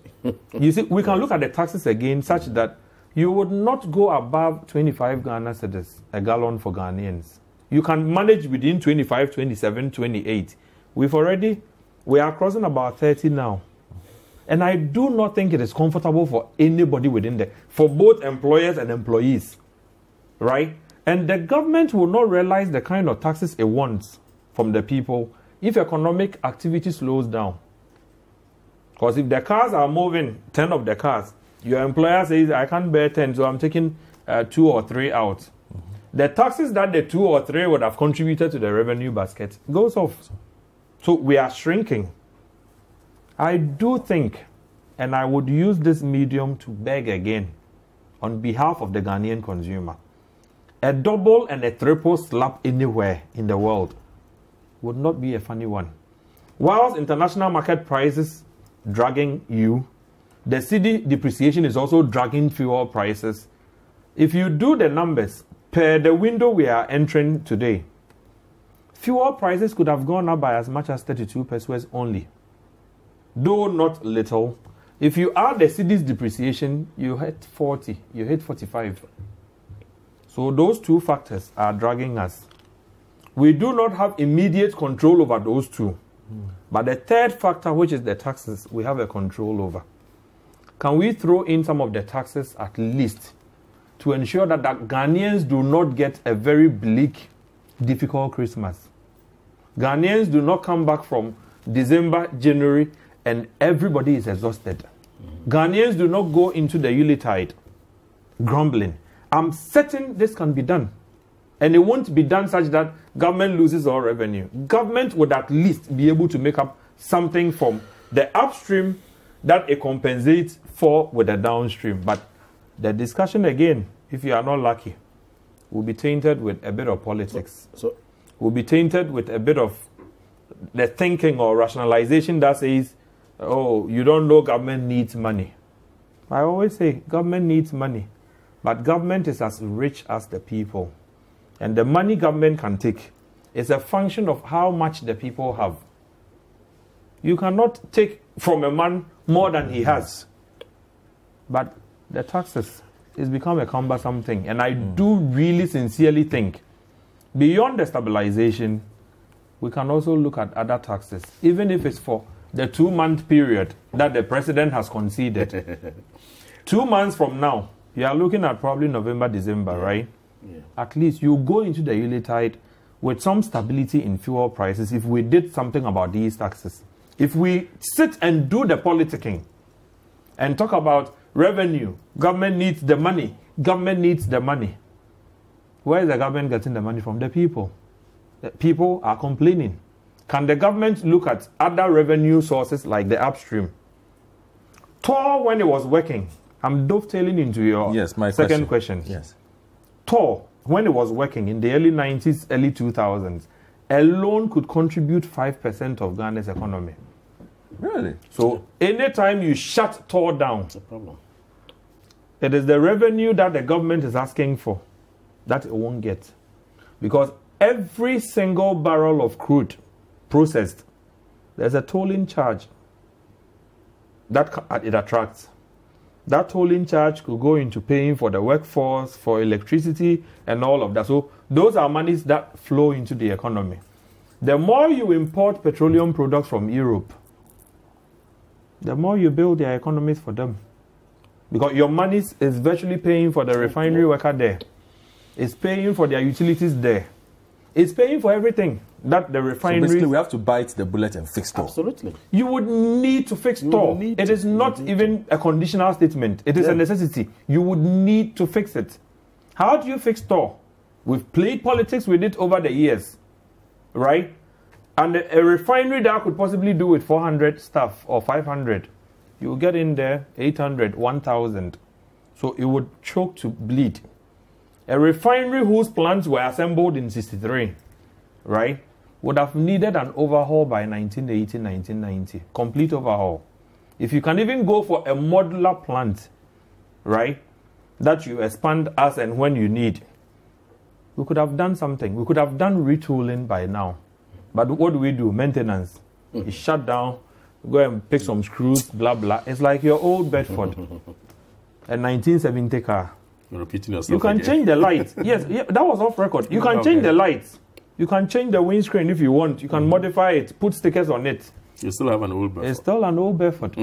So the efficiency ratio that a new Range Rover or a Mercedes will give you, you won't get it from that old car. The government of Ghana has got two options quickly. Can decide to offload the government shares or interest in TOR, right, to an investor. Listen, you see, TOR has very nationalistic about TOR, you know. Exactly. Yeah. Because it has a certain central role to play in the entire energy, chain. TOR is between upstream and midstream. It's downstream, so it's midstream. It will take the crude from upstream, process and give it to the downstream. So it's in between. If it is functional, your engineers would not have to. Dr. Suleimana has run away. I'm sorry to say this, but he used to be a product of TOR. Today he sits in Oman, right? Contributing his... I'm saying this publicly. No, forgive me. He has to run away. You see, all the knowledge, all the experience, he is contributing to another economy. But you have very fine brains at TOR, who today, even when the CDU is misbehaving, they are able to give it some, injection and say, hey, stay there, you work. Although the plant is inefficient, they still make it work. So if you are able to fix TOR, job security has been given them. Their competencies, the young engineering graduates, they don't come out and now they are selling both roads. An engineering graduate don't come out and today he's looking for all kinds of menial jobs. There could be somewhere to get some experience from. So TOR, each and every single day that it remains inoperational, Ghana loses money and it runs into tens of millions of cedis. Unfortunately, the will, if government decides and wills, you could decide to sell TOR for $1. Allow a new investor come in with probably $1 billion. Government takes 30-40% of that investment, right? And say that the land and other facilities is my equity contribution. So you put a plant and let's see how we get it working. Assure job security there. And get some of your crude, which is the finest you have in the world. Ghana has sweet light crude. The Nigerians cannot boast of sweet light crude, although they have oil in commercial larger volumes. You have sweet. So any refinery anywhere in the world will be more comfortable processing your oil. If you could link them seamlessly, right? So that your oil entitlements, instead of transferring everything to Europe, right? Or the UK, refine just a little down here. You create product security or petroleum security. You would also be in control of your own resource and pricing. The logistics you would need, which now forms a part of the BDC premium, because the BDC will now have to go and import the finished product, right? You allow them to charge insurance and freight and all of those things. If your refinery is working, would you need a long-haul vessel to go and bring product from Amsterdam? Would you need? You wouldn't need. The only transportation logistics you would need is between your Takoradi, the Jubilee Fields, and Tema. I'm sure you could ship and move products, within a shorter stream. Unfortunately, we will prefer to send the crude out there. Right? And then they refine, then we go and pick it up really with hard-earned currency. And you wonder why your city is still depreciating. We've created a system that is probably not making sense. I'm sorry, but the truth, if we want to fix this, and we sincerely want to, I wish I could get every single of the politicians behave like he is doing here. And I wish that they could be sincere. If they are sincere, Ghanaians do not need to buy fuel at 6.52. Something could be done about it. Thank you, Duncan. Now, let me talk to the Oman-based doctor. They ran away. They ran away man I'm from sure Thor. he has to beat me, but you should forgive me. They ran away man from Thor. Dr. Suleiman, can you hear me? Yeah. Yes, I you can hear me? Yeah, I can hear you. I think Duncan just intentionally decided to put me on the spot. So but he does anyway, raise. so, a statement of fact. Yes, go on. I was saying he does okay, raise. so that's factual. What Duncan said is factual, and the only thing I'll just come back to what my senior brother Edward mentioned. He mentioned a point about deregulation. I just want to mention a quick point about that. Go on. If you look at before deregulation, maybe we just forgotten what was happening before deregulation. If you think about that, then we just say that maybe we need to fix deregulation policy, but not to scrap it. You know, at least now we don't see fuel shortages. People don't hoard products. If you remember, before deregulation, we used to have this. Yeah. You know, so deregulation is a problem. It's a policy that is bedeviled with, saturated with a lot of problems. But we need to fix that. You know, so, but scrapping it, I think, is not the way to go. I don't think government is is ready to subsidize products again at this moment. We have moved far away from that. We only need to fix the policy. And I think MPA, they have taken a step forward to engage stakeholders in the process of fixing that. And I commend the new leadership of MPA at the moment, for that initiative, for bringing, industry players on board to troubleshoot and brainstorm on ways and means of fixing the policy. That is the way to go. And so we need to fix the policy. We don't need to scrap it. Other than that, we might end up, the unintended consequence of scrapping deregulation may be dire. Now, coming back to, Duncan mentioned taxation, and then my senior brother, Kamal, also alluded to that. See, taxation is a double-edged sword, my brother. If it's not well handled, it could be very detrimental and very destructive. Thank you. And that's what is happening. If you don't open the economy for people to spend, you will not going to get the taxes that you expect to get, because the taxes will definitely come from the people, and Duncan is right on that. And if the taxes are so high to the extent that goods and services are very high, for sure, the taxes that you think you would have gotten, you will not get them. That is a fact, and that's factual. So let's look at the tax regime again. We wanted to be a productive economy. And then the easier thing, the most logical thing we could have done, especially in the aspect of the refinery, is to let it run. Let's add value to the raw material, which is the crude oil. I can tell you on record that though even struggling to take national service personnel, that is so unfortunate for us. Though where all of us did our national service, gained a lot of experience, and they still have a lot of experience, people in Tor there. We need to just come back home and rethink and say, okay, this critical infrastructure which are very key to our energy security, BOS and TOR, we don't need to let them go to waste. And that's actually what we are doing. So going forward, I think, yes, we need to fix the deregulation. We don't need to scrap it. Taxes, we need to look at the taxes, because that is the way we can lubricate the economy. That is the way we can reactivate consumer spending. And if we do that, I think at the end of the day, it's going to help everybody, especially coming to, the Christmas just coming up. And I would say that what is happening now, it is beyond anybody's control. It is international dynamic that is playing. But the impact on every economy will be dependent on the internal resilience of that particular economy. Some people will be hit hard because they don't have the internal capability to resist that. An example is some of us in our part of the world. What would have been our internal capability is what I just mentioned. And I'm repeating it because I think it is a very critical thing to do at this moment, to seamlessly link our upstream and the downstream. That when oil prices are going up, we are shielded. That when oil prices are dropping, we are shielded. If you are not able to do that, then we are always going to be impacted when the bearish movement takes effect, and we are going to be impacted when the bullish movement takes effect also. All right, then. Thank you very much, Dr. Yusuf Suleiman. That is how I will wrap up this conversation on the energy sector. Big thank you to Duncan Amma for your time this morning, to Kamaldeen Abdullahi in studio, to Mr. Edward Karawe, General Secretary, Agricultural Workers Union of Ghana, and of course to Dr. Yusuf Suleiman, energy consultant all the way from somewhere in the Gulf.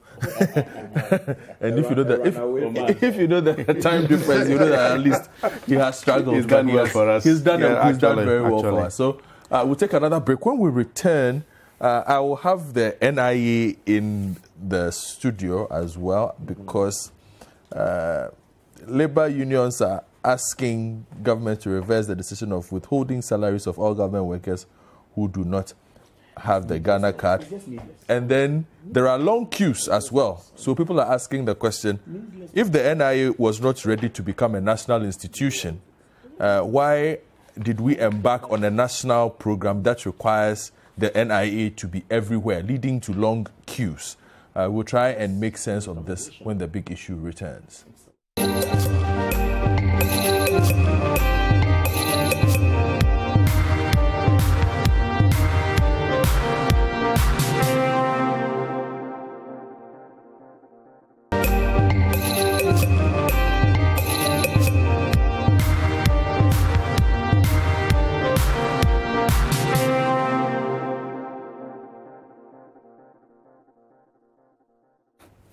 Welcome back to the big issue. We are entering the second phase of the conversation, and I'll be reading your messages as well on the fuel price hikes. So do keep them coming through.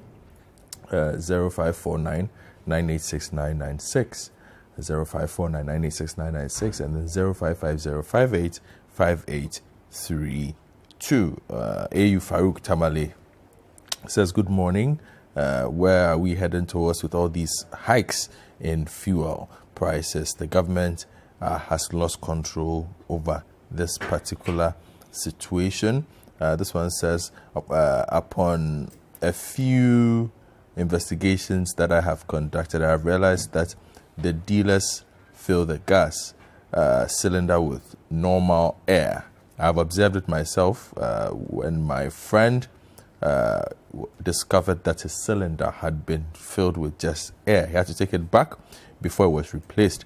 Again, they first fill in air before adding the original LPG. That is why most of the gas we buy does not last. It's the same thing that they are doing with fuel too. When they key in the figure on the machine and it reaches the exact amount, there's a little bit left in the tube they use. So when they raise it up, it pours back into the tank.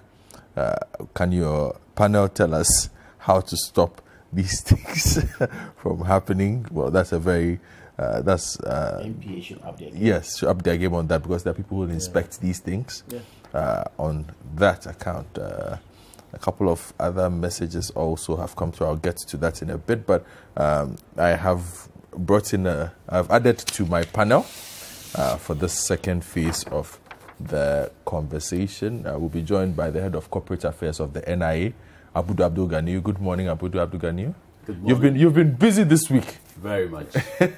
You've been very busy because you are your organization or your institution is embarking on a process that involves basically every Ghanaian. Exactly. And some of them are not too happy.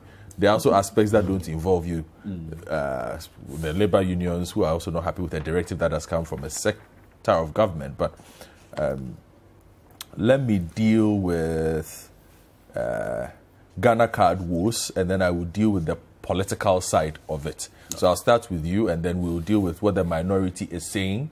The minority wants the immediate withdrawal to deactivate all SIM cards that have not been re-registered by March next year. That's not within your remit.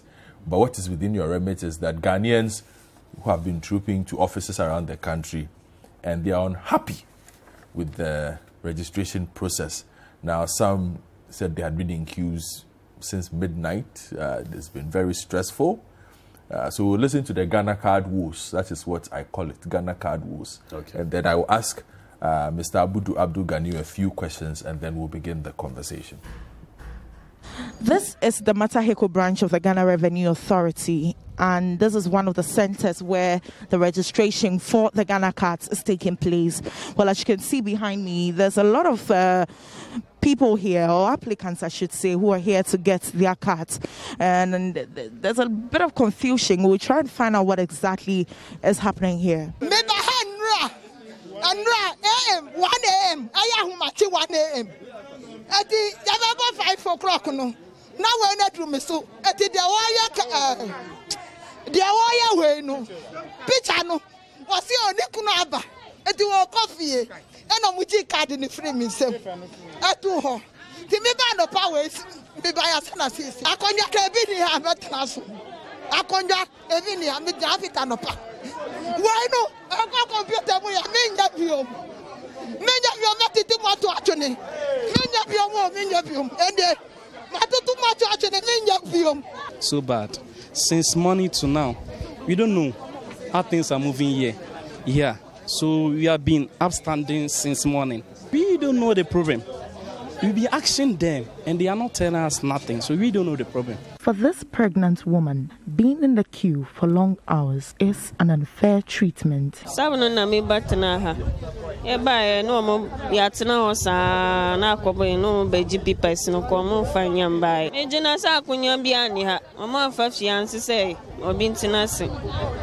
Wejinaha from 7 a.m. to 12.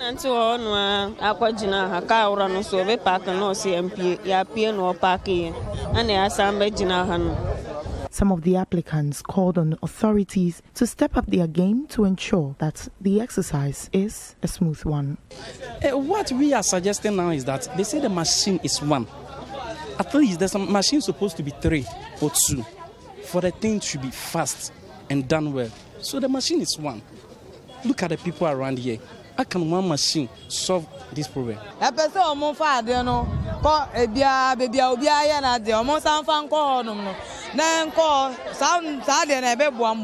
Even though the news team was not allowed to enter the building to assess the situation over there, the officials of the registration exercise tell us that matters will be looked into and the situation will be resolved. For City News, my name is Akosia Ochre. Yeah, so thank you very much, Akosia Ochre, with that. And Head of Corporate Affairs of the NIA, I've already introduced them. Abudu Abdul Ganiu is here with us. Mr. Ganiu, I'm sure you saw the images. I did. Is that what you set out to achieve? Not at all. I mean, it's important to understand what we have been doing over the last couple of years, perhaps from 2018 up to this point. It all started with a pilot registration in 2018, which was very successful. In 2019, we announced that we were embarking on a mass registration across the country, where we were going to go region by region, and Ghanaians will come out, queue, we get them registered. That is what the law provides. And indeed, we went around the country, all 16 regions, to conduct registration. When that exercise ended, we looked at the numbers and we were just close to 80%, because 80% was actually our target for the adult population. And the adult population here, we are referring to those who are 15 years and above. And that's for good reason. If it does come up, I would provide reasons why.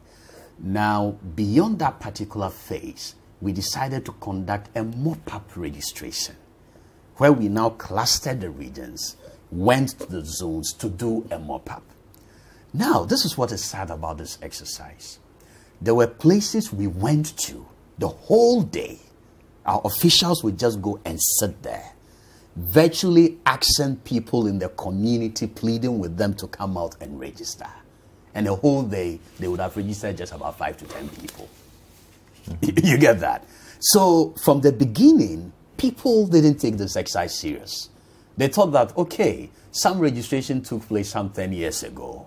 Most of us didn't get our cards. How sure are we that if we register this time around, the cards will come? There was that perception. Yeah. Then people also felt that, oh, it was just any identity card. So if I had an EC card or a SNIT card, that suffices, and I didn't need a Ghana card. These were some of the perceptions people had. But we embarked on massive public education, just so that people could understand the essence of this card, what the requirements were, what the processes were, so on and so forth. So at the community level, for instance, we engaged the Information Service Department, the National Commission for Civic Education, deployed NIA vans, and we will normally do that 2 or 3 weeks even before registration starts. in a particular region. So now we are done with mass registration. We come back to headquarters. What is next? NIA has only one operational office as we speak, and that is at our headquarters. So we are transitioning to become a fully fledged state institution where we would have offices across all districts of our country and across all the regions. And indeed, we have even decided to go a step further, to use every constituency as an operational district, so that our services are brought to the doorsteps of each and every Ghanaian, so easy for people to register and seek other registration services. So our plan has been that by end of October, the 275 district offices would have been opened, they become operational, in addition to 16 regional offices. So you're talking about 291 of them coming up first week November. Work at the district and regional levels would have begun. And these registration centers that you are observing, these kind of long queues, have been in existence since April. As soon as we integrated with GRA, where your PIN, your personal identification number, now becomes your tax identification number. So based on the MOU that we had with the GRA, immediately we're able to establish 34 registration centers. That was in April. So 34 registration centers across the country at various premises of the GRA. And right here in Accra, I used to do monitoring. This very center that you are talking about, a couple of months or weeks ago, if you went there, you won't find anybody there. So these crowds we are seeing is by virtue of the announcement by the NCA, the Ministry of Communication and Digitalization, that you need a Ghana card to re-register an existing SIM or to procure a new SIM. So everyone uses SIM cards in this country.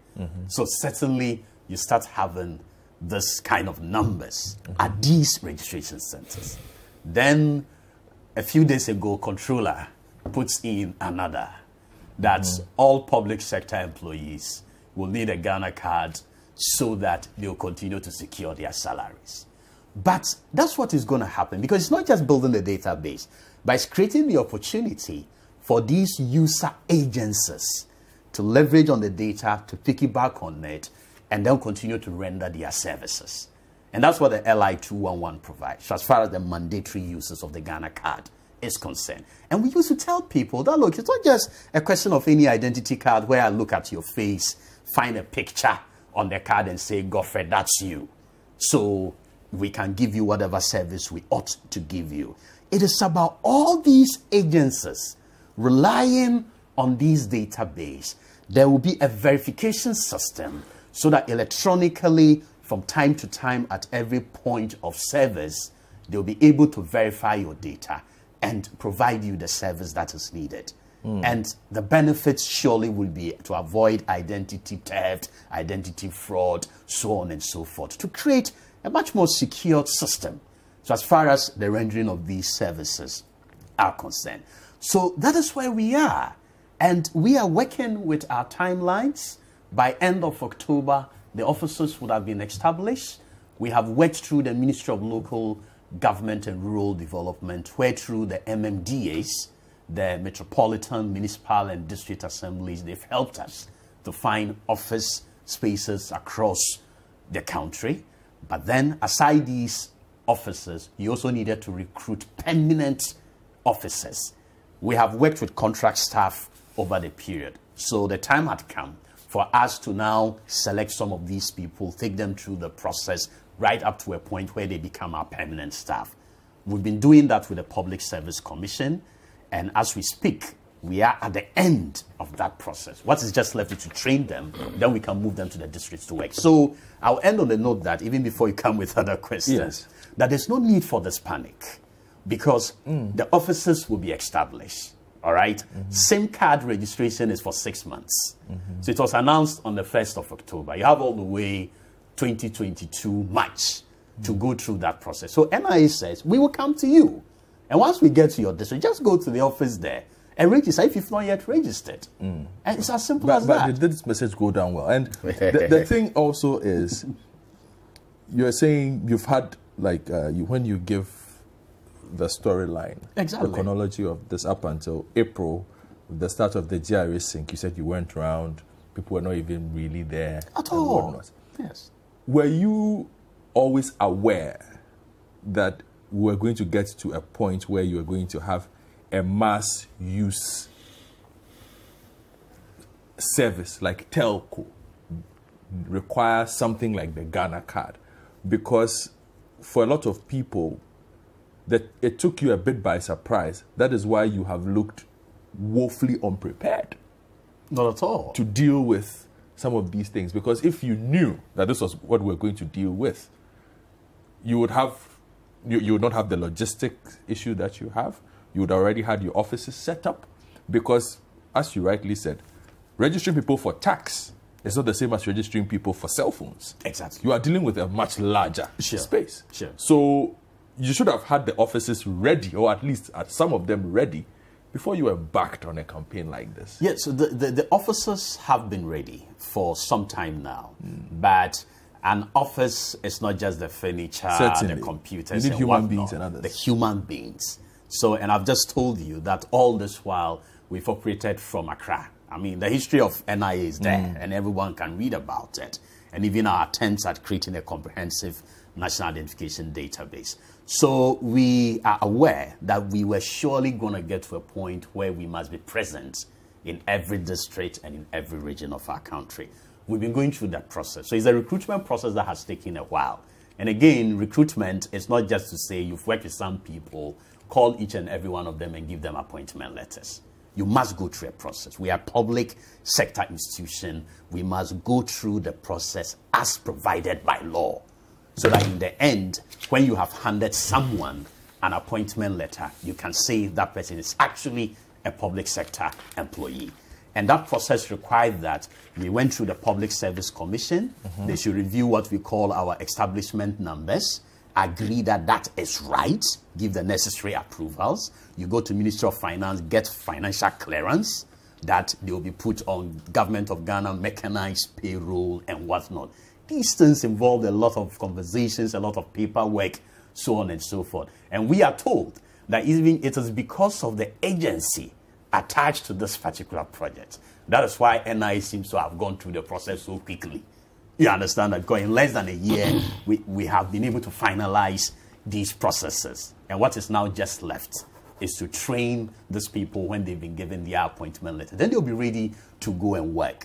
And it is this that was taken into consideration by creating the 6 months duration for people to be able to do the SIM card re-registration, because the law says you will need a Ghana card to be able to go through that process. So if you still have a segment of the population who have not yet registered for the Ghana card, you can't give a 1 month or even a 2 months duration. So 6 months was given. And we feel that is good enough, because in November, when we get to the district, that's still a whole 5 months to go. Yeah, but to the end of that deadline. So there really shouldn't be a problem. But Ganu, that's certainly being self-confident. But once you are a public-facing institution, your objective is to not inconvenience people. Exactly. Okay. People are inconvenienced, but be it 1, be it 2, be it 3. Sure. And that is because there are those who say this was rushed. So why did you not complete training, acquisition of logistics, acquire offices to be ready across the country for a national operation, and then go ahead and execute? Because it looks like you are working with the NCA's timetable, not an NIA timetable. NCA comes out and says, we want to do this between October and April. NIA suddenly has to expedite its schedule to become a national institution to carry out this exercise for the NCA. And you are inconveniencing everybody. Yeah, so the NCA took that into consideration by providing the 6 months.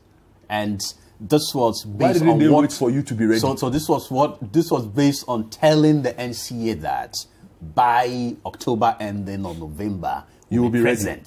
Will be present in all districts and regions of our country. Is that okay? So they didn't just say 1 month or 2 months, every SIM card should be registered using Ghana card. So they've created such a long 6 months duration, knowing that once NIA is there, the few people who are left would be able to go and register. So I think, yes, public education on the part of both NCA and NIA should have been clearer, should have taken a few more weeks for everyone to understand this duration. And even if you didn't have a Ghana card, there was no need for panic.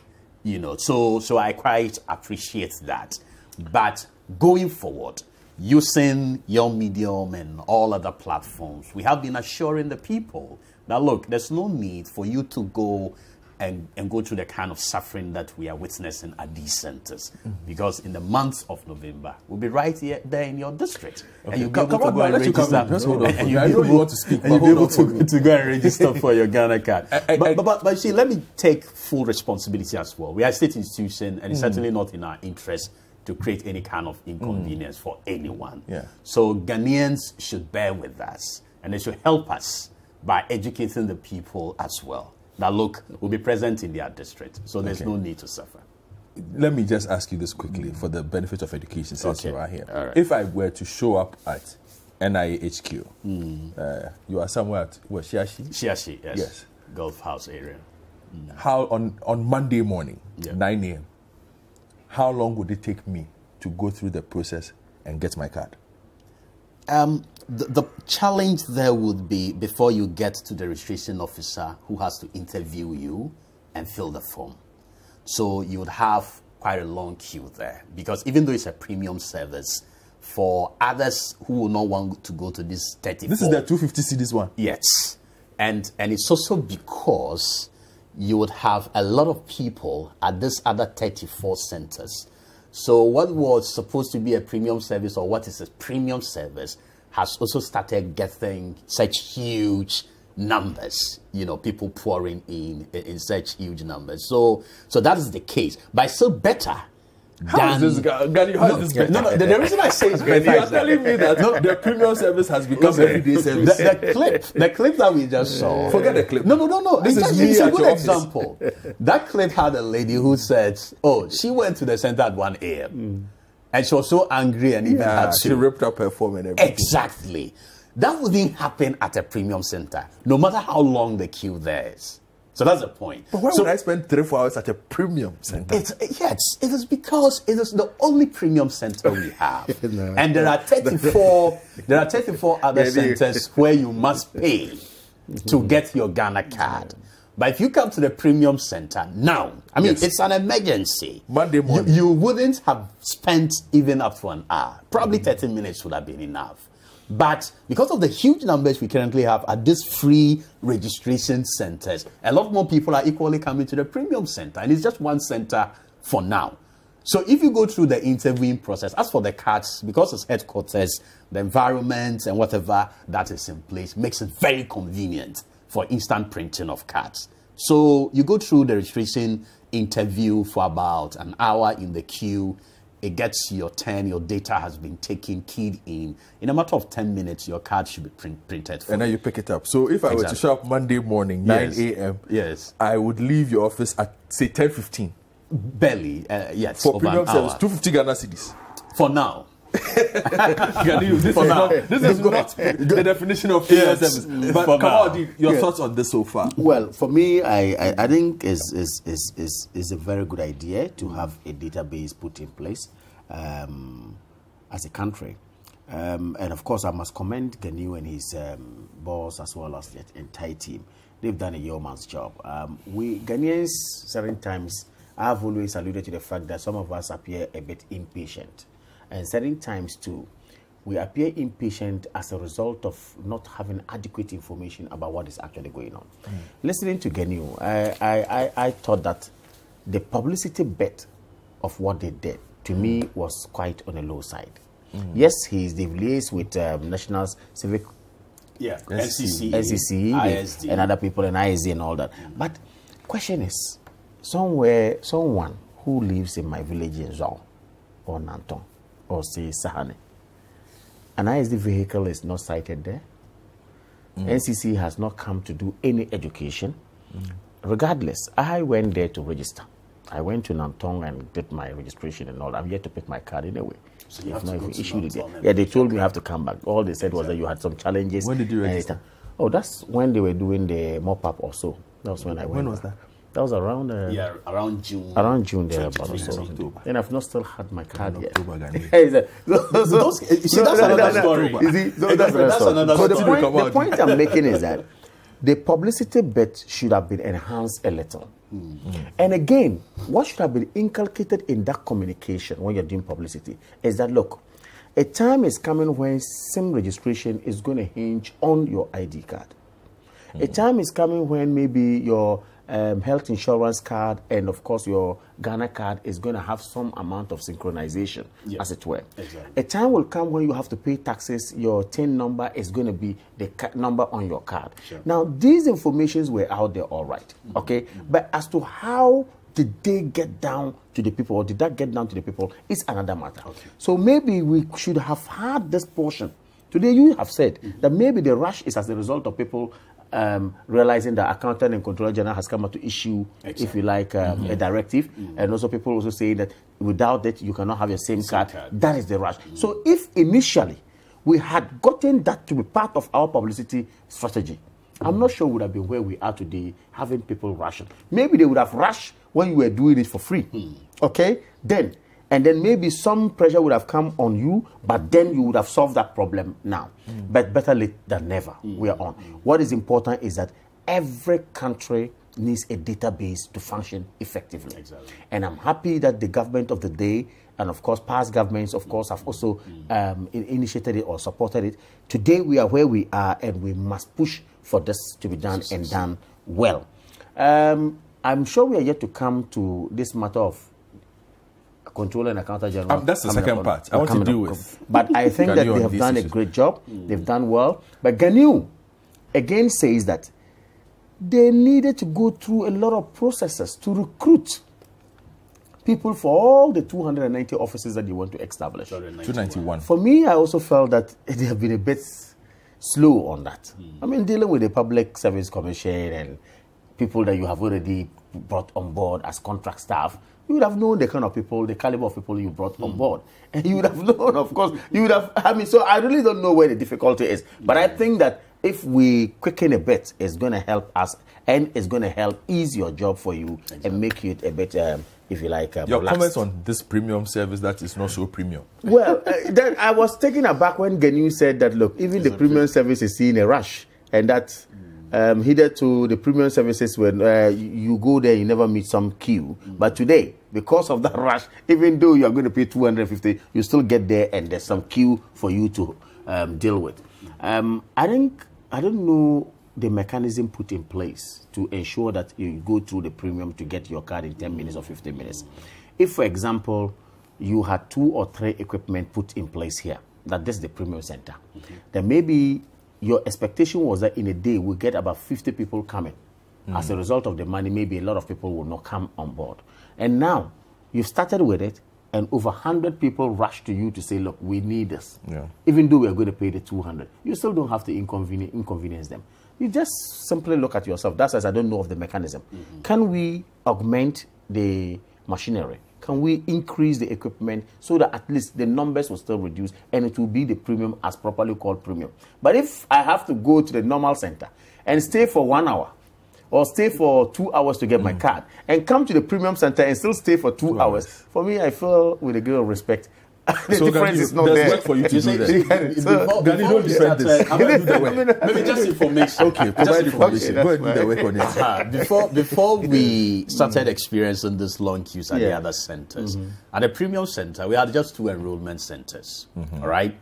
But when the crowds started coming, even at the premium center, we had to increase that. Oh, very well. And currently we have about 6 enrollment centers. Still, there's pressure. You get that? And see, let me also correct a certain impression. When you come to NIA headquarters, you find a lot of people there. Cars, even no space to park and all of that. They struggle. And it is not only people coming to do new registration. You have people who have also lost their cards and they are coming for replacements. You have people who are coming to update their records. So perhaps a name change, the person has brought an affidavit and a gazette. So you have to do the update. Then we are also registering foreigners. under the foreigner identification management system. We issue them with a non-citizenship card. So all these services are taking place there. I've seen a lot of television cameras come, they are taking the crowds, they want to report and all of that. I said, fine, but take time and look at the inscriptions. We are directing people to where they are supposed to go to and seek various services. So all the people that you find here are really not for only the new registration. So when you go, report appropriately. You understand that? So yes, we have a situation on our hand, and we are working obviously to deal with that. I want Ganiu to clear this. Also have questions. Now, if Ganiu, the telcos are saying that, look, you would need to register or re-register your SIM with your Ghana card. Yes. Now, they've given us up to, say, 6 months. Yes. After 6 months, assuming everybody in Ghana has done that. Okay. Now, I appear not to be staying in Ghana. I've just gotten into this country, either a foreigner or maybe an indigent. Yes. But I do not have an ID card. Okay. It means I cannot have access to telephone until I go to register? No, right. So as soon as you arrive in Ghana as a Yes. foreigner, Yes. you can use your passport Okay. to register for the SIM card. Oh, okay. All right. Then? But if you stay in Ghana beyond 90 days, excellent. At that point, you require a resident All right. permit to be in Ghana. Then you will now come and register for the foreigner identification card. I'm okay. So you can now use that foreigner identification card to re-register the old SIM that you bought with your passport or acquire a new SIM. But is this communication out there? People must be It's clear. out there. That's why earlier It's on we out went, there. well, It's but out there. let's hope so. On the matter of SIM registration, the Yes. NCA is the lead organization. Yes. All right. And I'm sure you've engaged them as well. So we are collaborating in that respect. That's why I'm splitting the conversation, Okay. because there's on the matter of the That's SIM right. card and what, Yes. they are not questions you can answer. Okay, so let me deal with the questions you can answer for That's okay. the listeners, then I'll move on to the political side of this. So, Sanif Mohammed in Tema says, good morning, we need your help with regards to this. We are being charged for the Ghana card and we do not have money.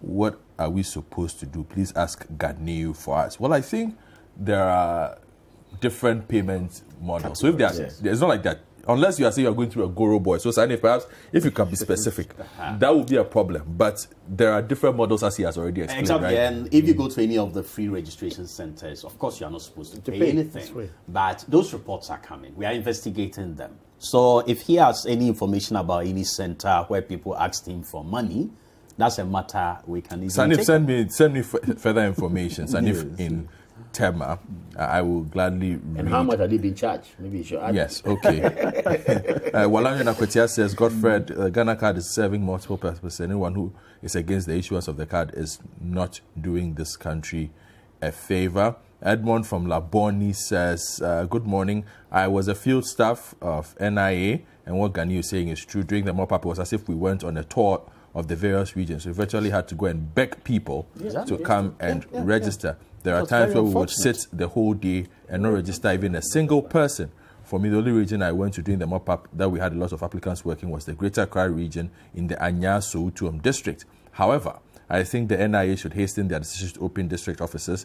They've been postponing this for a while. It was March, then June, then later October. You see the question. You see why I was telling you.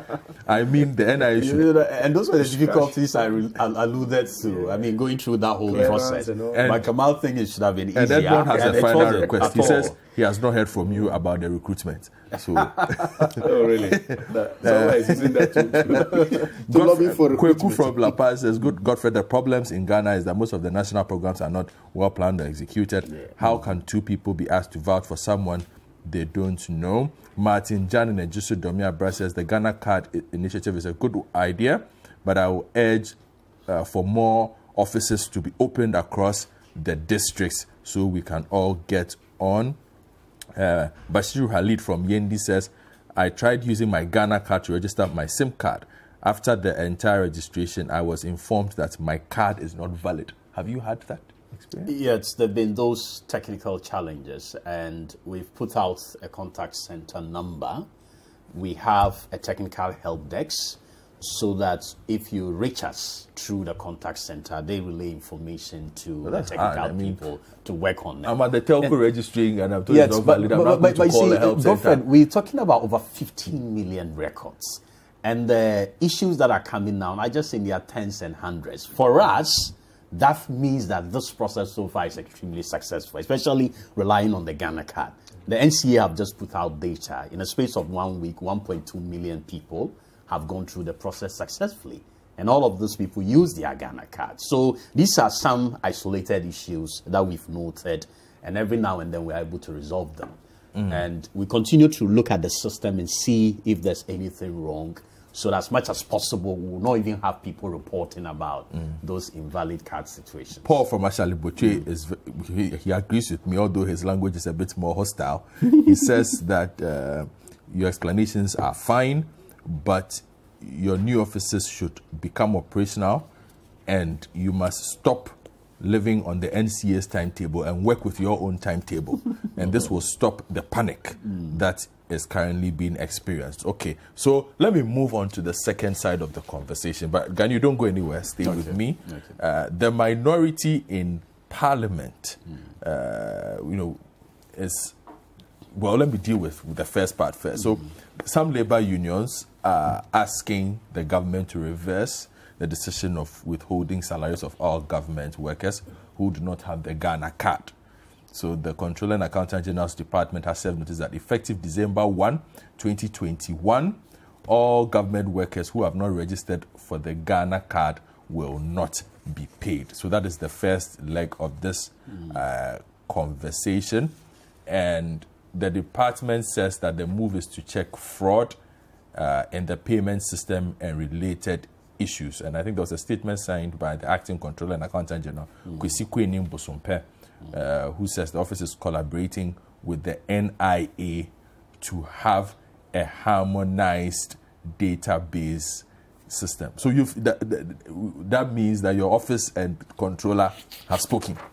Yes, I mean, yes, I have to say so. And there will not be any issues? There shouldn't be any issues. Of course, the issue that has come up is a timeline. And I mean, from where I sit with my own salary with controller, if I didn't have a Ghana card, certainly I'll be panicking. There's no doubt about it. So we are reviewing the situation. We are saying that November will be present in all regions and districts. It would afford people who have not yet registered for the Ghana card to do so. If by end of November, we look at the numbers and we feel, look, there's still a segment of the population that haven't registered. And of course, those people would have worked up to the end of December. I don't think you can deny them of their salaries. There ought to be a way out. So I am confident that this is not going to deny any genuine person his or her salary.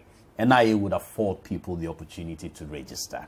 Civil servants particularly. Yes. Are you going to send people to ministries and public services and say we are doing a special registration looking at the timetable? No, if you look at the numbers again, there are over 15 million people who have registered. Certainly, we'll have civil servants in there. Of the public and civil servants would have registered. So that's an assumption. I mean, I've tasked people to go into our database and then we can pull out these figures. It will give us a sense of how many public and civil servants have registered. Depending on the person's occupation, if you provided that at the time of registration, we should be able to pull that out. But my conviction is that if 85% of that adult population have registered, then you can extrapolate it to mean that 85% of public and civil servants probably have also registered. You get me? Yeah. And so that's 15% that is left in the month of November. If they avail themselves at the districts and regional offices, they should be able to register. But I still say that if by end of November there's even 1% of that population not yet registered, obviously, I mean, I don't think that process will end with them where they will be denied their salaries. I have a couple more issues for you to deal with, but stay with me. I want to go to the other side and do some politics on this, and that is with regards to the SIM card. We've been joined for this by a ranking member on the Communication Committee in Parliament, Honorable Alhaji ABA Fuseni, and this is based on the minority in Parliament who are demanding the immediate withdrawal of the threat by government to deactivate all valid SIM cards that have not being registered with a Ghana card by March next year. Now, Sam George spoke to this matter, and he says that the legislation that backs the SIM registration does not make the Ghana card the sole card for purposes of registration. According to him, the suggested use of passports, driver's license, and voters' ID cards are also supposed to be used for the inclusion of more Ghanaians in the registration process. So let me just bring in Alhaji ABF Hussaini. Honorable ABF Hussaini, thank you for joining us on The Big Issue.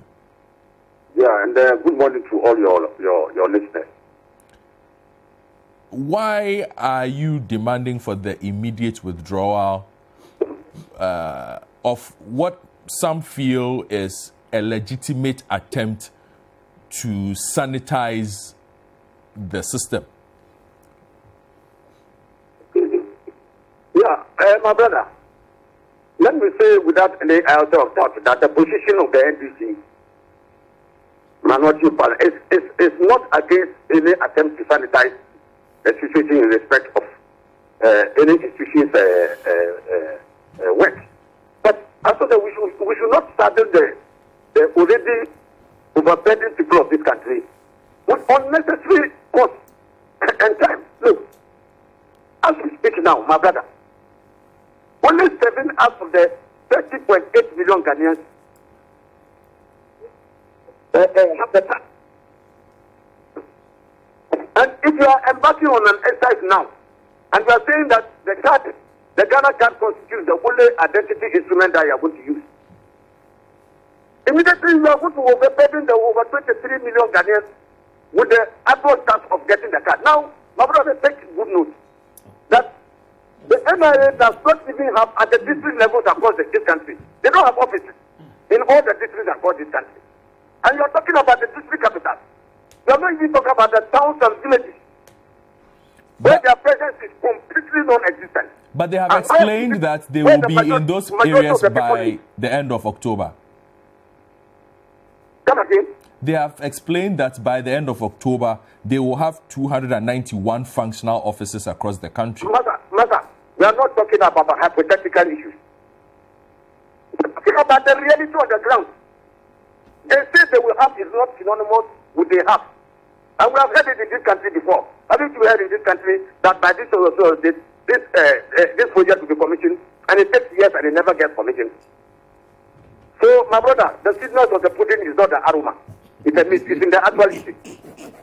Let's wait for the offices and see the offices functional, and then we can believe it. But even before that, even when you get to this, like I said, the villages don't even have. And the towns and villages are where the majority of our people live. And so if you are carrying out any exercise, you will cognizant of these difficulties that you have. And we do the assessing of the NIA and the minister to the effect that, look, if you go and read LI 2111, Section 7, which they are quoting copiously as the basis for the action. LI 211, Section 7 does not say anywhere that the Ghana card constitutes the only document. It says that the Ghana card shall be mandatory. It shall be mandatory to use the Ghana card. Mandatory is not synonymous with sole usage. So they should not confuse the language. It says it shall be mandatory. So that in addition to that card, you can use other forms of identification. A passport is a very good document. Voter ID card, which is common. You can get it in the village. But it's common, very plenty. They can use all those ones in addition to what Ghana card they want to use. So why are they reluctant to I have heard arguments to the fact that these other cards are not reliable. Look, they are Burkinabes, they are Malians, they are Togolese. Holding Ghana card. Okay? So the same issues you can use to forge the passport, you can use the same thing to forge the Ghana card. There are aliens in possession of Ghana card. My brother, go and do your verification and do your check. You are arrived at an inescapable conclusion that I'm giving you. So that is not the basis. I want a bit of clarification on the matter of the law. You quoted the law and said that the Ghana card shall be the mandatory, right, That is all LI 2111. Yes. Does that law outline other cards? No, the law does not, in legal balance, when it does not expressly exclude. If the framers of that legislation had wanted to say that Ghana card will be the sole, they would have indicated that Ghana card will be the sole identity instrument. They did not say that. So if you go and use other identity, you have not flouted the law. So for instance, if they add passport, they add voter ID card, they have not flouted the law. Nobody can take them to court and question their operating of this other card. Because it is not illegal to do so. It gives all the transactions. So why are they reluctant to use it? That is the issue that we are raising. Today, as we speak, there is now a fee that is being charged for the use of Ghana card between 50 and 250 Ghana cedis. How many Ghanaians today can afford 250 Ghana cedis to go and do Ghana card? But it's not why they call it a premium service. Mother, is it not properly labeled to? He has no money. He has no money to sleep in a hotel. He comes to a town to work. You expect him to stay in the hotel again and pay. Wouldn't you also be happy if he can get the premium and go away? Where is he going to get that money from? They are going to settle him with court because there's no NIA office. And perhaps even in his district capital as we speak, there's no NIA office. So if he has to go to Kumasi or come to Accra to come and get it, look at the cost that you are battling with him or her with. Is that fair? Yes. In these days of excruciating hardship, when Ghanaians are going through such pronounced hardship in their life, where even getting a square meal a day is a problem. So how are you going to tackle them with a force when you could easily have said, look, add voter ID card, and you stay there and use his voter ID card and get it through. But we are talking about the legal position. Look, in 2011, take cognizance that this exercise was done before. People use the legal means to register their SIM card in 2011. Now we are now making a law today in 2021 to say that those who registered in 2011, their cards are illegal. What you don't know that we are committing an illegal act. You cannot do that because we are introducing retrospective legislation. Let me stick with the. Since you keep mentioning the law, let me stay within the confines of that and simply read what the law says, and then perhaps you can help me with what it's supposed to mean and what we can glean from it. It says on the National Identity Register Regulations, point on 7, clause 7, section 7, mandatory use of national identity card. Is that what we are referring to? Okay, so 7.1 says a national identity card issued to an individual shall be used for the following transaction where identification is required. A. Application for an issuance of a passport. B. Application for an issuance of a driver's license. C. Opening of individual or personal bank accounts. D. Purchase of insurance policies. E. Purchase, transfer, and registration of land by an individual or connected transaction subject to the provisions of other enactments. F. Transactions pertaining to individuals in respect of pensions. G. Transactions specified under the National Health Insurance Scheme. H. Transactions that have social security implications. I. Consumer credit transactions. J. Registration of voters. K. Payment of taxes. L. Registration of SIM cards. M. Applications for public or government services, facilities, approvals, permissions, or benefits. And N.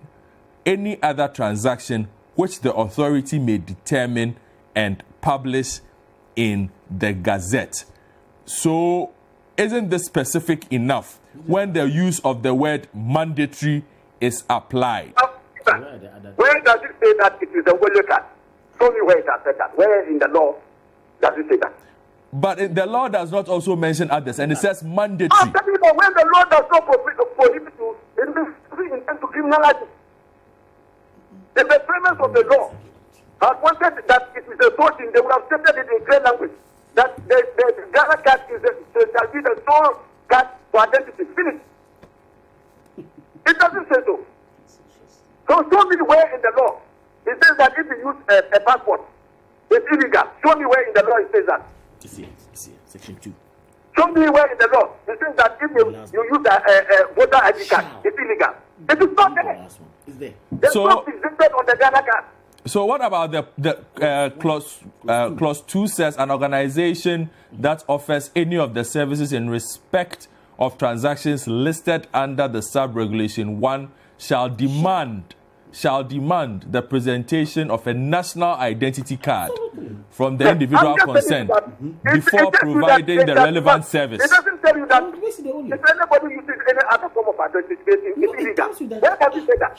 But Honorable Fuseni, if our laws are so ambiguous, then aren't we opening the door for a certain level of chaos? It simply says that the law leaves room for the possibility of the use of other forms of identity. That is what it is.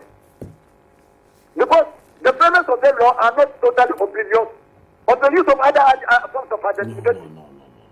They are not. So that is why they deliberately left the room open. That in addition to making it mandatory for the use of the Ghana card, it is possible that given the circumstances, you can use some other forms of identification. It's unfair. Very simple. So I don't know why anybody would want to make a fetish out of the mandatory use of identity card as making it a full form of identification. It doesn't. All right, then. Thank you very much. Yeah, because so far, you have not shown me anywhere in the law. It says that the Ghana card shall be the sole form of identification. It doesn't. All the things that you read from A to J, nowhere does it say that the Ghana card shall be the sole identity that will be used in the registration. It doesn't say so. But my understanding of mandatory in that particular context, what does that mean then? You were in Parliament when the law was being done. What did you intend? If you intend to use 5 cards, the Ghana card must be the key one. That's what it is. That's what mandatory means. Mandatory means what, sir? Mandatory means that it shall be one, it shall by all means be one. It may not be mandatory to use what do you call it? Some other form of identity. So you can use that one. In addition to others, you can use them as you follow the law. Okay, so mandatory means that it must feature that particular form of identification must by all means feature in that exercise. That is what mandatory means. Okay, but hold on. Say it is a sole identity document. Okay, hold on for me. Let me bring in Mr. Abdul Ghani, who works for the NIA. He will read something else and then you can respond. Just with, give me 2 minutes. So number one, if you go to Regulation 1 of that same LI 211, the following individuals who are eligible for registration under Section 7 of the Act shall apply in person to the authority for a national identity card to be known as the Ghana card. For a national identity card to be known as the Ghana card. We call your current national identity card as the Ghana card. So the use of a national identity card there does not refer to any other card aside the Ghana card. I don't know whether you get the point I'm making, because the point he's trying to make is that the use of a national identity card there could mean other identity cards. So if you brought a Senate card, if you brought a passport or a driver's license, a voter ID, then that suffices. No, the law is clear about what a national identity card is, which is the Ghana card. Honorable Fuseni, your response? So, really? No. I'm sure he's reading the law upside down. Yes, because you should just indicate to me. I think they are confusing the word mandatory. I think he moved beyond that and has read the definition of what it is. Of what a national identity card is. I'm just indicating to you, for instance, there's no way, for instance, it's indicated that a passport cannot be used. Oh, no. No, but I think let him read the point again for you to perhaps get what he is saying. I'm ready. I said there's no way. It makes it abundantly clear that the Ghana card shall be the sole card, but it is not there. No, but he's saying that the national identity card shall be known as the Ghana card. Your passport cannot be known as the Ghana card, can it? So the law says that where identity is required, where identity is required, it is the national identity card that shall be used or shall be demanded. And your difficulty there is that the national identity card could mean all other cards. So they should all be accepted for registration. And the law has gone to define clearly what a national identity card is, which is the Ghana card. So really, what's your problem? And you see, the premise of the law, I wanted to say that the Ghana card shall be the sole form of identity to be used. That's what is stated here. It has defined a national identity card for you to be the Ghana card. What's your problem here? Hold on. They say that it shall feature as a card. It doesn't say it shall feature as a sole card. It doesn't say that. Okay. Thank you very much, Alhaji ABF Hussaini, for your intervention. Very informative as well. Is it informative? But it's a stance on the matter. Godfred, yes, can you see, we are working towards phasing the Senate biometric card out. And that is why we have integrated with Senate. And as we speak, Senate has stopped issuing the Senate biometric card. If you say that there's a law that says other identity cards can be used, where is even the Senate card for you to use it now? In the first place. Because it is going to be phased out. NHIS card, the same thing. VVLA card, the same. Because all of these systems are going to piggyback on the national identification system, because the law provides that a national identity card is the Ghana card. And that is where we are. So that wherever the identification of the individual is required, it is the Ghana card that shall be used or that shall be demanded. And the law goes on to define what a national identity card is. And that makes sense, because here is it. If you are not a Senate subscriber, would you go for a Senate biometric card? If you don't turn 18 years, can you go and register to get an EC voter identity card? If you don't subscribe to the National Health Insurance Scheme, can you go for that particular card? You can't. But a Ghana card is national because it does not preclude any segment of the population from age 0 to infinity. So as long as you are a Ghanaian, you must obtain the Ghana card. So all we are trying to do is to eliminate all these other IVs that takes care of various sectors of the economy and begin to consolidate that in one, called a national identity card, which the law defines as the Ghana card. Hold on for me. Come out. Let me hear you. Then you have a lot of questions to answer.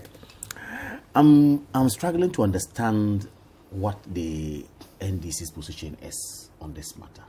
That other cards be allowed, yes, because there are difficulties. First of all, if you listen to Honorable ABF Hussaini, he alludes to cost as being the basis, okay, for questioning why the Ghana card must be or should be a card that we use for such registrations. 2, you spoke about Sam George, who says no, there's no legislation which indicates that only Ghana card be used to register your same card, as it were, because he thinks there are other, laws, or there's another law which says that you can use other forms of identification. You see, I am surprised when the same parliament, in February 2012, passed a law, which law is what we are referring to here, LI 2111, and indicated in that same law, somewhere section 7, clause 1 and clause 2, which card be used for certain transactions in this country. It's clear. And the tail end of it, which is section 2, which I heard you read to Honorable ABF Hussaini, it says that, and I read, it says, an organization that offers any of the services in respect of transaction listed under sub-regulation 1 shall, and our emphasis on shall, shall demand the presentation of a national identity card from the individual concerned before providing the relevant services to the individual. Exactly.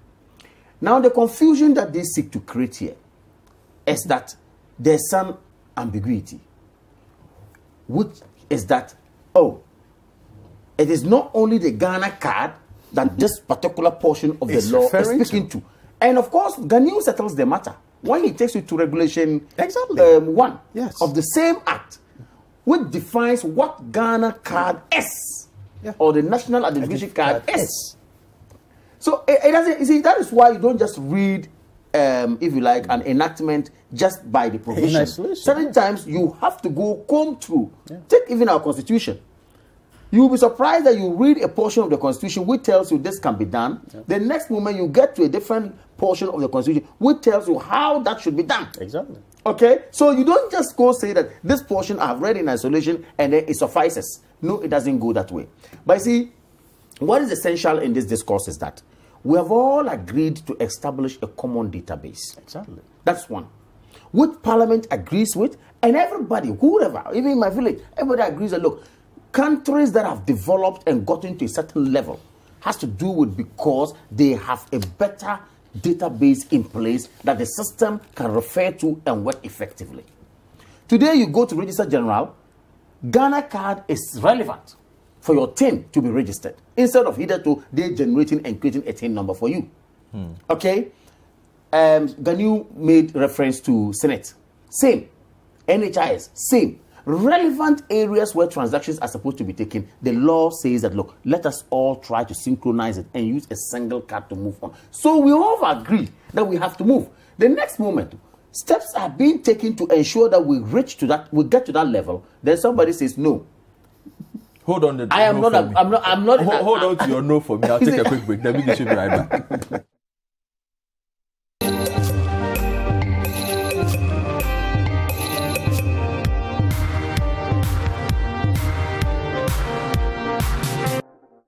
We are back, and I'm just going to go through a raft of questions for Ganu. Ganu, so a lot of people are asking a question that seems rather, it's rather commonsensical, so, but it's not technical. But they are saying foreigners are allowed to use their passport to get the non-citizen card. Why can't Ghanaians use their passport to get the Ghana card? Oh, but Ghanaians can use passport to get Ghana card. You see, so people get these matters confused. The requirement for the Ghana card is either a birth certificate or a passport. In the absence of either, then you come with a relative to vouch for you or two public servants, and it's quite a long list of people who can fall into that category. So these are the requirements. So passport is it's clear. So Priscilla from Brekum says my NIA, I'm tired. My NIA card is lost, and I have been to the office in Brekum for replacement several times, but they always tell me they're only dealing with new cards for now. Can I ask if I have to come to Accra to get a replacement? If it's so urgent, yes, you will have to come to Accra now. And that's why our headquarters has quite a lot of people, as I was talking about. But if she can wait, eventually there will be that district office in Brekum. And once we come there, it's one of those services that will start rendering. Replacement of lost cards. Yes. Okay. But that's a lot of work then. So because now you have to segment the cards into the districts. We've done that already. You've done that already. And that's why I mentioned that in the month of June, we went on an issuance blitz. Again, we had to go virtually begging for people to come and pick these cards. Okay. And let me just quickly add that wherever you registered, it is that district office we will take your card to. So my big brother sitting here registered in Nantong. You get my point? In the northern region. He sits here. I wouldn't know. Of course, I will know that he has moved to Accra, but the system will not know that. So once the card is printed, the card will be taken to Nantong. Exactly so you have to go there to be issued to you. Okay. So that was one of our challenges as well. Let me take this one. Al-Hassan Fauzia from Kaswa Kakraba down says, I registered for the NIA card at the time the voters registration exercise was ongoing, but I have not received my card. I would like to find out if there is a designated place within Kaswa where I can go for my card. Yes, Kaswa, we have a GRA office where we have sent cards that were registered within the Kaswa area. So you go to the Kaswa GRA office? Yes, so if she goes to the GRA office at Kaswa, she will get her card there. Okay. Okay, so someone from Bolga says, I tried several times to use my Ghana card to merge with my MTN number, but I usually receive a message from MTN office that my Ghana card is not validated and that I should go to a nearby NIA office and for assistance. Let me quickly respond to this as well. Some Okay. of these invalid situations, when they have come and we take the people record and run by the system, we realize that the card is okay. There's nothing wrong with it.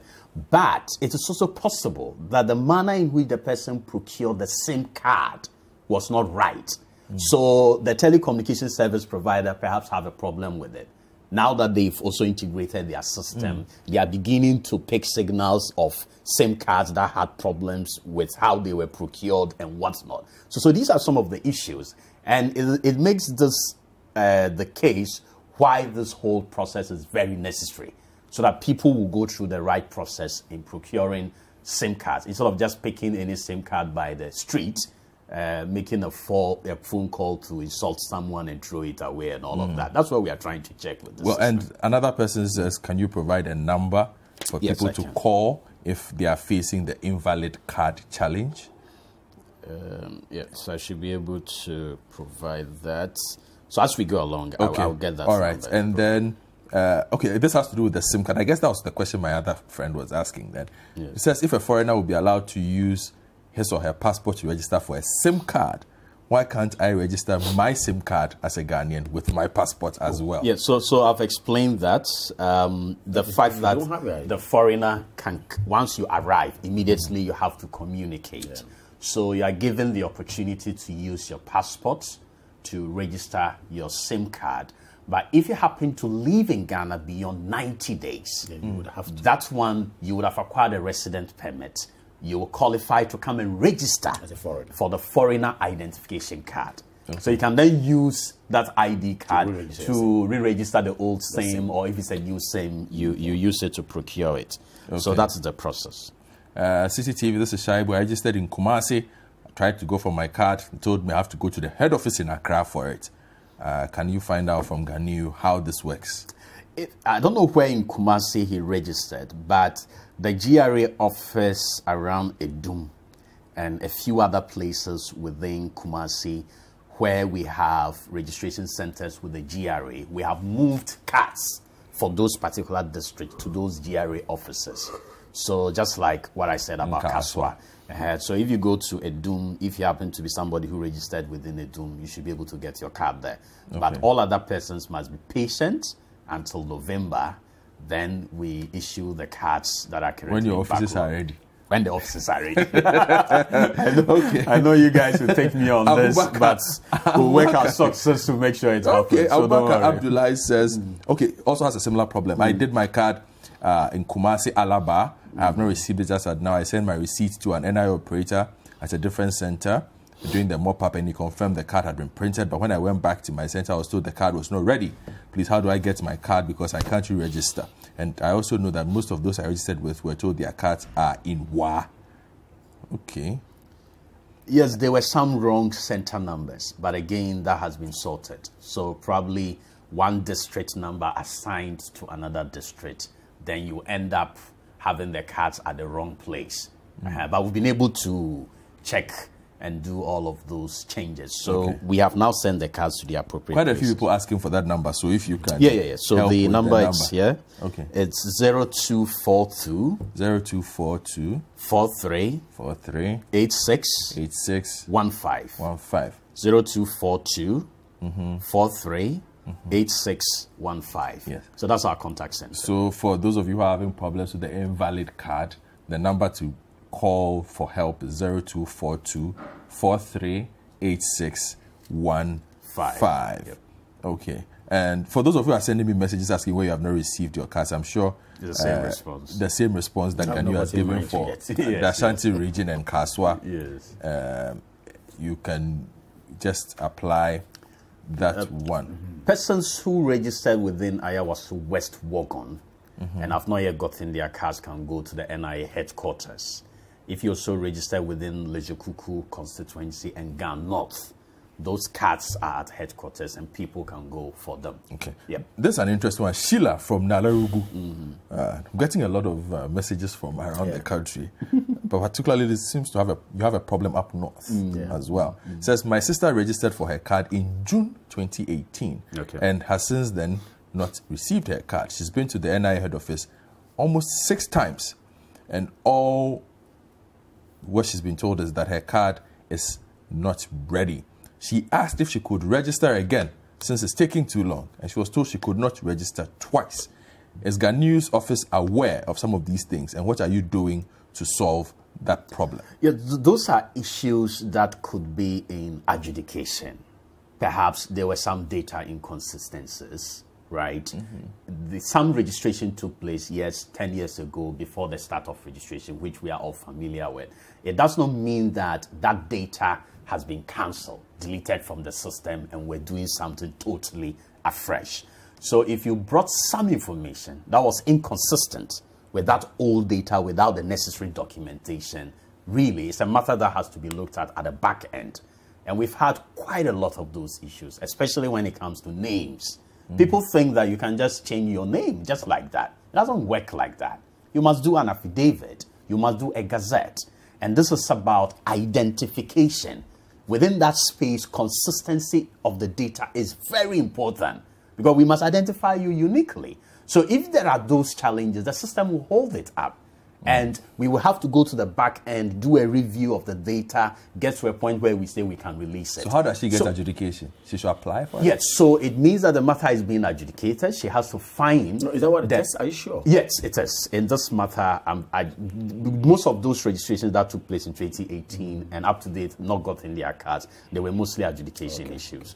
We started that registration in Accra, and people didn't know that much. So these things happened. So we can check at the back end to find out the exact status of the card, whether it's now being printed or not.